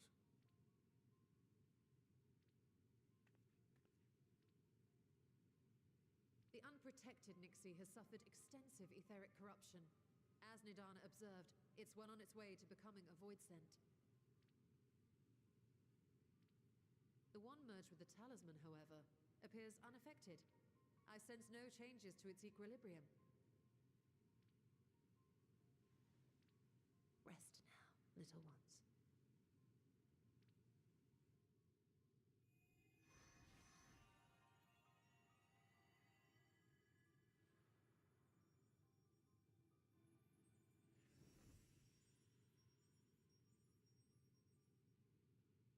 Graha's theory was correct, then.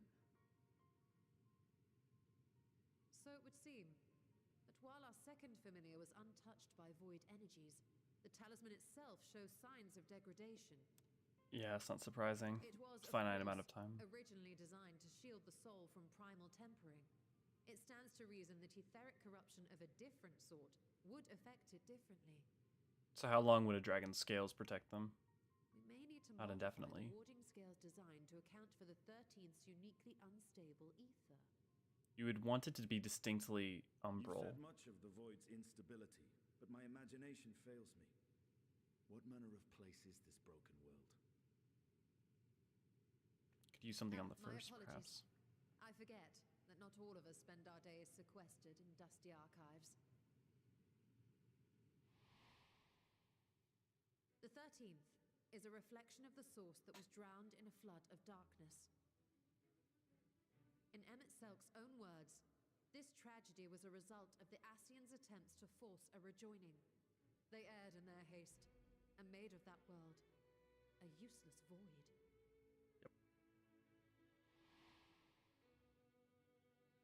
Unoko, hi! Unakalha, Okay, they're explaining everything. the unusual child we met during our troubles with the Warring Triad. He Do they do was this even if you haven't done the Warring 13 Triad? plus. Must be The different. champions of that ill-fated world use the stone known as Orosite, Known as to Orosite. contain the power of primals. Their influence But those leaked out. self-same heroes Yep. were gradually corrupted by the Orosite's bleeding energies, transforming into fiends with an endless hunger for ether. By the time anyone thought to oppose them, Light's strength had grown too feeble, and the balance of the 13th tipped into eternal darkness. Which means that it's quite possible that the reflection of the Warrior of Light, of Azam on the 13th as I fell. recall, who rescued Unakalhai's spirit from his final battlefield. But I wonder if there were others whom the emissary saved from oblivion. Yep.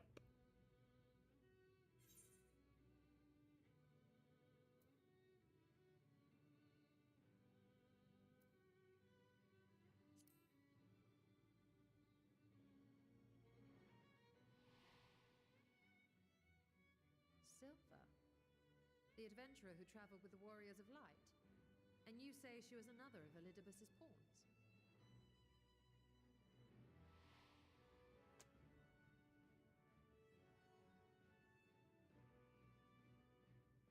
I see.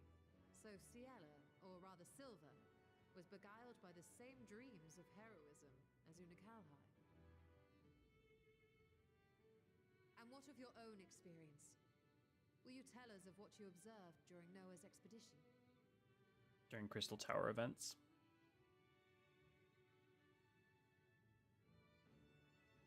Plans coming together.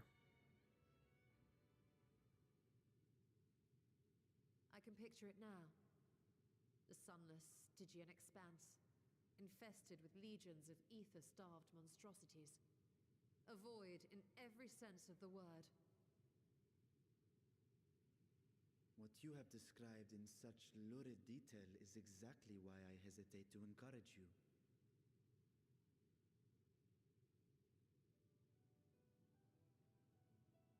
Worry not, great Vritra. Our journey into the 13th is but the first leg of a longer voyage. Yep. A voyage that shall lead us to other reflections, to new mysteries and discoveries. And I mean to be there every step of the way.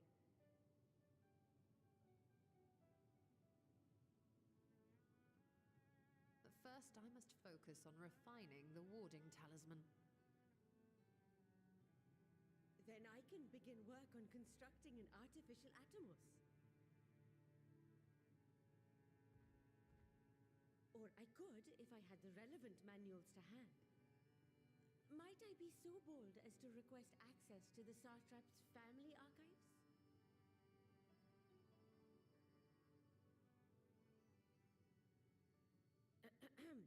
Your Excellency?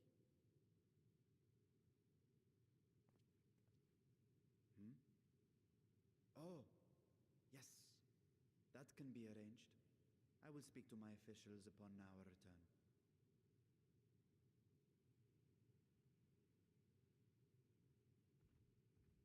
We will see you back in the city then.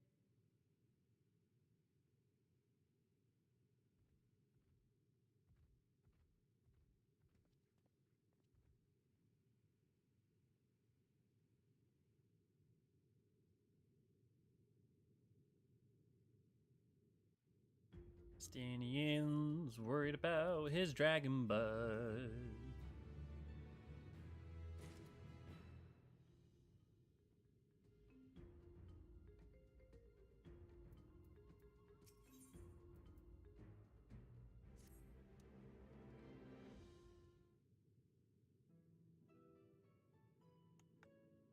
Once the Nidana succeeds in replicating the mock Atomos, the door into the 13th will be ours to open.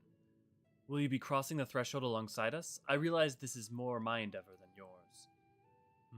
To be honest, I have no interest in visiting the Void myself. Might we discuss this at a later time? There is something I must do first.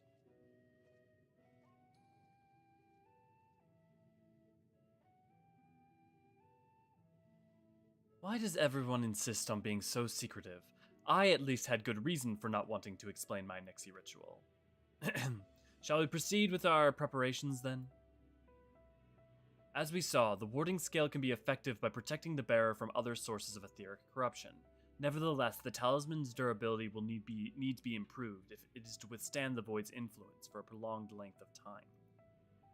And I think that is a problem we can address without involving the brilliant but busy alchemists who created it. Who do we know who excels at this kind of structural augmentation? Well, both of these are true.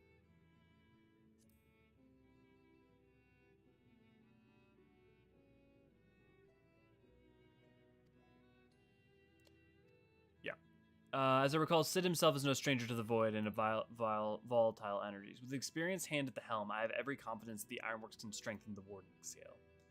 Come, let us visit their operations in Ralger's Reach and commission their best and brightest.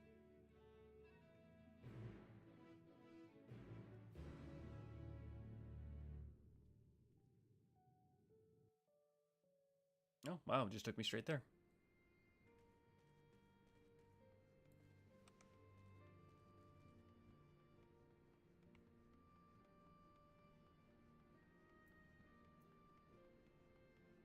Hey, yo! Glad to have you here. Probably coming up on the end, I would think, within the next 30 minutes or so. But it's been a ride already, and I am fascinated to see where it comes next. But also... Wow. Lendril, what brings you to the Ironworks? We have a commission for you and your president, actually, assuming he's available. Master Sid? Certainly. I'll see if he has a moment free.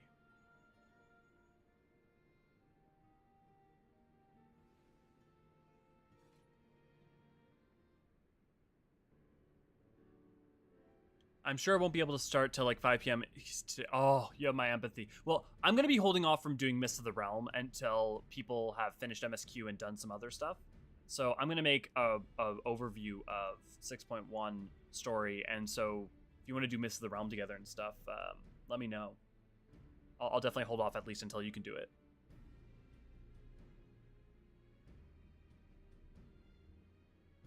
Heading into the Void to find a lost dragon. That sounds almost pedestrian compared to your last adventure. Honestly, I don't know if you could say anything that would surprise me after Meteon and that bloody mess. Fair. Alright, let's take a look at that talisman of yours. You said there was signs of degradation? We can do it this weekend also if you want for the community night. The plan for community night is to do some dungeon runs. However, I think actually after doing some dungeon runs, we should do some Myth of the Realm runs because people will want the glam stuff. So yeah, that's a good idea. It seems some manner of corrosion has set in around a scratch on its surface, much as the Void's corruption seeped into Nero through his wounds. In which case, our best bet may be to simply prevent the scale from being damaged in the first place. A ward for the warding scale? And how might we achieve that? We have a coating agent for strengthening trinkets and the like, but I'd be wary of applying any compound which might upset the scale's delicate alchemical balance. Far safer to dress it in armor. We'll construct a protective casing, one utilizing metal alloys with high etheric conductivity so as not to impede the talisman's primary function. A suit of armor, as you said. Nero has compiled the data on the 13th, so I'll have him pitch in with the design just to be sure. If only I weren't such an ordeal to convince him to follow our safety protocols. I swear, I've never had such a reckless employee. In any case, we may need some time to untangle the particulars. Understandable. We know how busy your schedule is, and the final result will doubtless be worth the wait. Ha! The hard part will be ducking Jessie and her constant barrage of demands while we sneak about doing the fun stuff. We'll see what we can do. glam stuff, aka my next gear set. Yeah. If it works, how does it? If it works how it normally does, it should be like eye level 6 to 100. Yep. Oh man, that tank armor set though. I think we can leave the rest to sit in capable hands. Let's return to the great work and see how Nadana is getting along with the mock Atomos. I really hope that tank armor is dyeable, or we can get a dyeable version at some point, because it's a little ostentatious.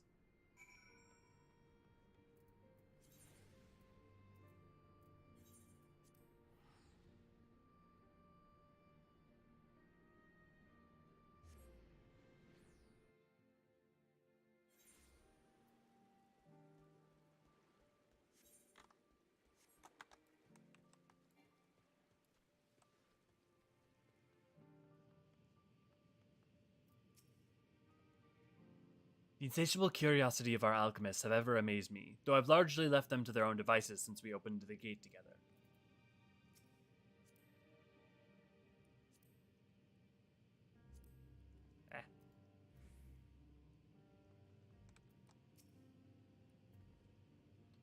I hope Nadana has good news for us.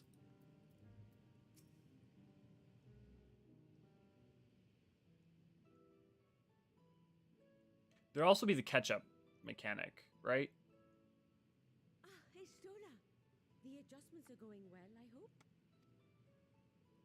'Tis a lengthy process, but the end is in sight, yes. That's wonderful news.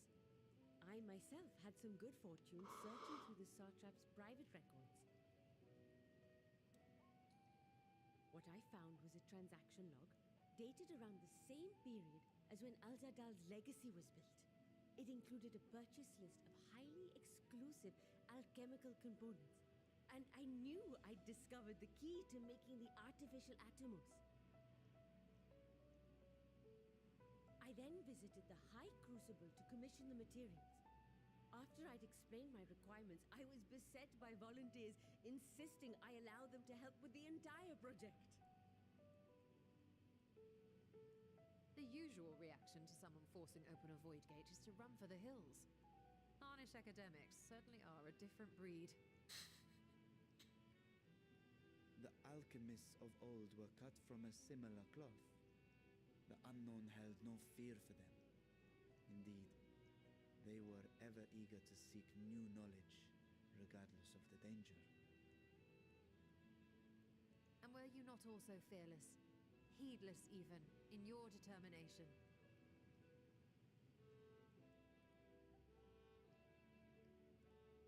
My sire entered his dormancy before I was hatched. Interesting. So it was Hydaelyn who kept my eggs safe and warm. That's fascinating. So there was a long period of time between their hatchings. Even long after I learned to fend for myself, I rarely strayed from her side. She was my guardian, my sister, my dear companion. And not a single day passes that I do not mourn her absence. No matter how deep the darkness, I would not surrender my search. I promised myself the time would come when we would once more take to the skies together.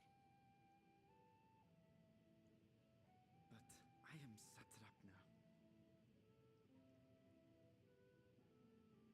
The Radiant Host is here to serve, Your Excellency. Nabdeen, what is this about? But I will let you know when I get things done and unlocked. Busy week for my Star Wars stuff. Yeah. I hear you. So yeah, just let me know. We'll get it going. Celestinian told us of your predicament. For centuries you have protected Radz-at-Han, never showing your true self, hiding behind a curtain and living only in service to the people. Your dedication meant more to us than your deceit, and so did we accept you as our rightful ruler. After all that you have sacrificed for this nation, did you imagine we would begrudge you your heart's desire? We survived the final days. We are a strong and proud people. We, the Radiant Host, will keep Thavnair safe in your absence.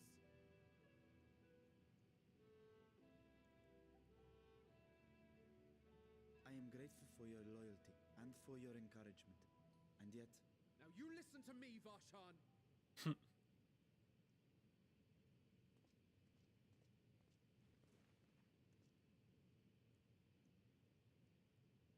You are wearing that face, after all. As I have told you before, you are a little brother to us all. And if you are family, then so too is your sister.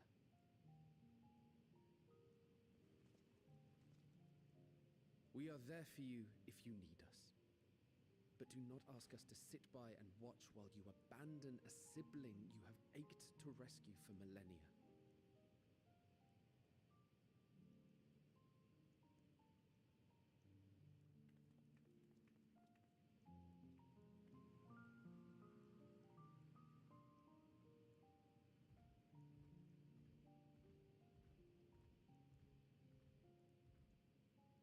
We will succeed in opening the way.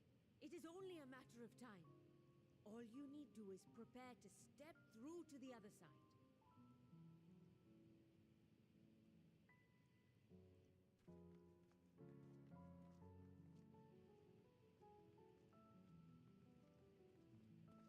Your Excellency, I wanted to thank you for building the orphanage. It means so much that my sister and I will have a place to be together, safe and happy. And I hope that you and your sister can be together again too.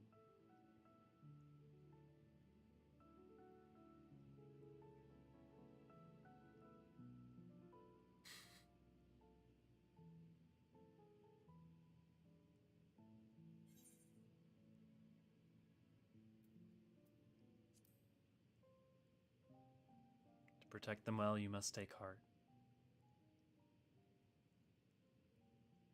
Take heart and protect them well.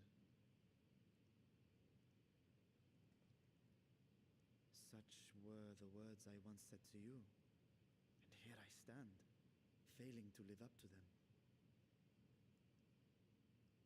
If my heart is torn, I am fit to protect neither Hydaelyn nor Radz-at-Han.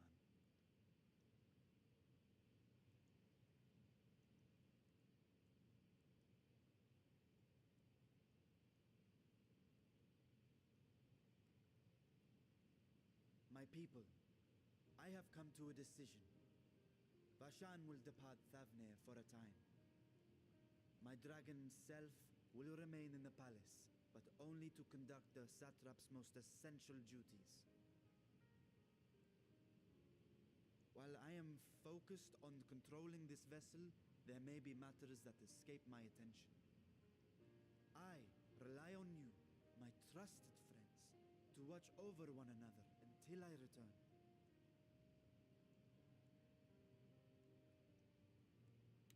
Take care and fair fortune, little brother. Many tears would be shed should you come to harm. I would not dare make you cry.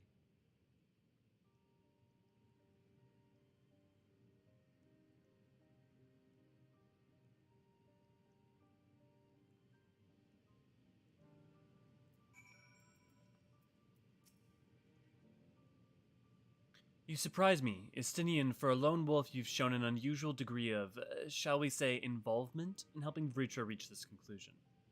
'Twas for the greater good. The worm's thundering sighs were keeping his citizens awake at night, and had travelers believing the palace was wrecked by some unnatural storm.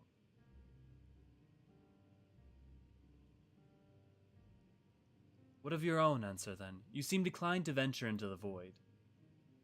When I was one with Nidhogg, his vengeful thoughts were my thoughts, his endless rage my rage, and the soul-chilling grief he nursed for Radatusker's death. I would not wish such agony upon a foe, let alone a friend and ally. If there is a chance we can spare Vritra that pain, then I will follow you.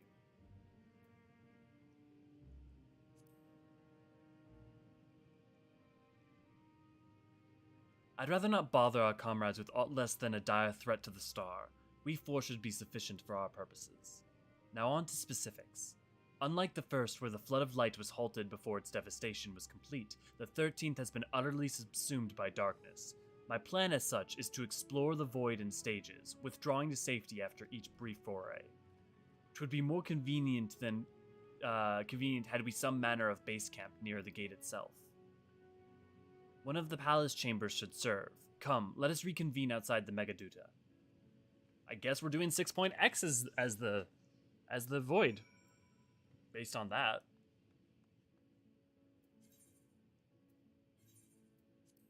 Which is fascinating. And it makes a lot of sense. I feel like the void never was going to be perfect for an entire expansion all its own, the restoration of it at this point.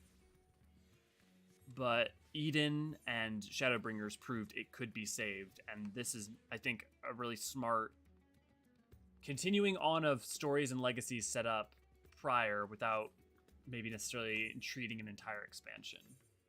Or maybe this show still will be yet. We'll see.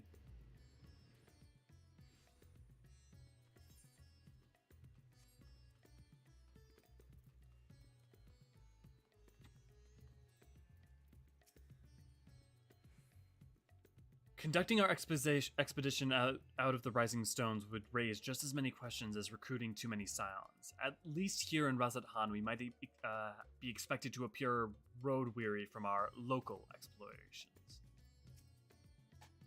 See what happens.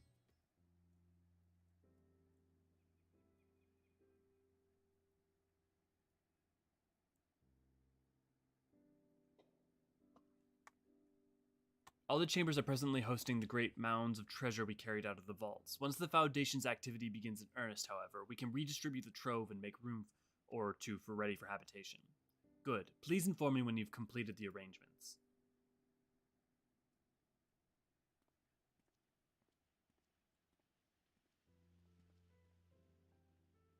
As you heard, we will have settled in the Megaduta in due time. As ever, you are most gracious, Your Excellency. You risk yourselves to aid me in my search for Alzadaal. Providing comfortable quarters is the least I can do. I only wish we knew more about our destination. The gods only know how long our explorations might possibly take, or what our chances of success might possibly be. Succeed or fail, I am grateful to you for convincing me to make the attempt.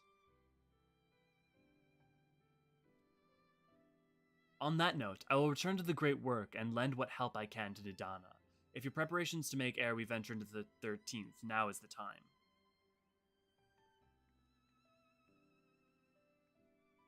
All I need is my armor and my lance. Perhaps I'll train with the Radiant Host to pass the time before we depart.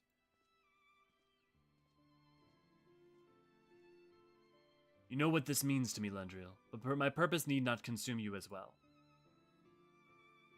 We are headed to another world. Find what joy you can in the experience, for you are a traveler, an adventurer at heart. This I know.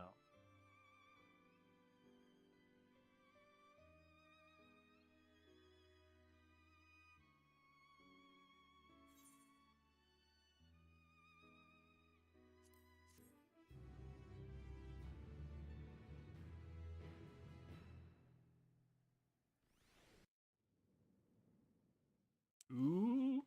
Meanwhile, on the 13th, yep. Who and what?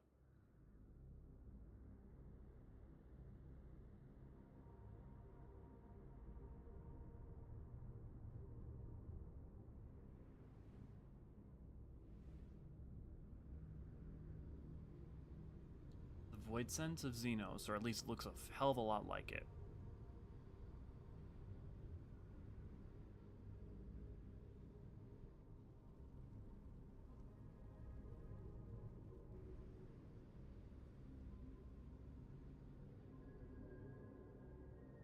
Different coloring, but still a Reaper in some form. Same facial.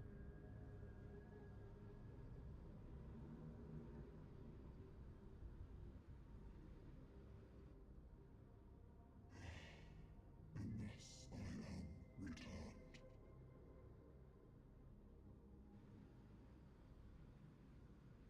To this world, bereft of saviors.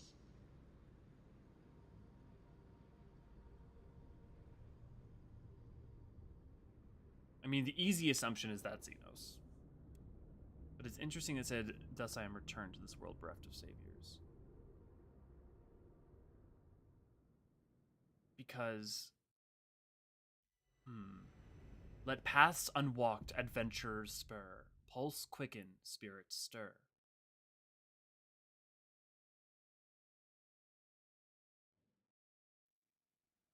Maybe it's the reflection of ourself. Of the shard of Azem upon the 13th. So many questions. Well, I'm going to go take a break and probably go try to write up a video for a thoughts on 6.1. To anyone who's watching, thank you. I assumed that this was going to be a solo affair, so to everyone and anyone, thank you very much. I hope you have a lovely day, and I will be on later with community and different people to try to do Mists of the Realm, maybe once more people have gotten through it. So, with all of that said, thanks so much, and have a lovely day, all.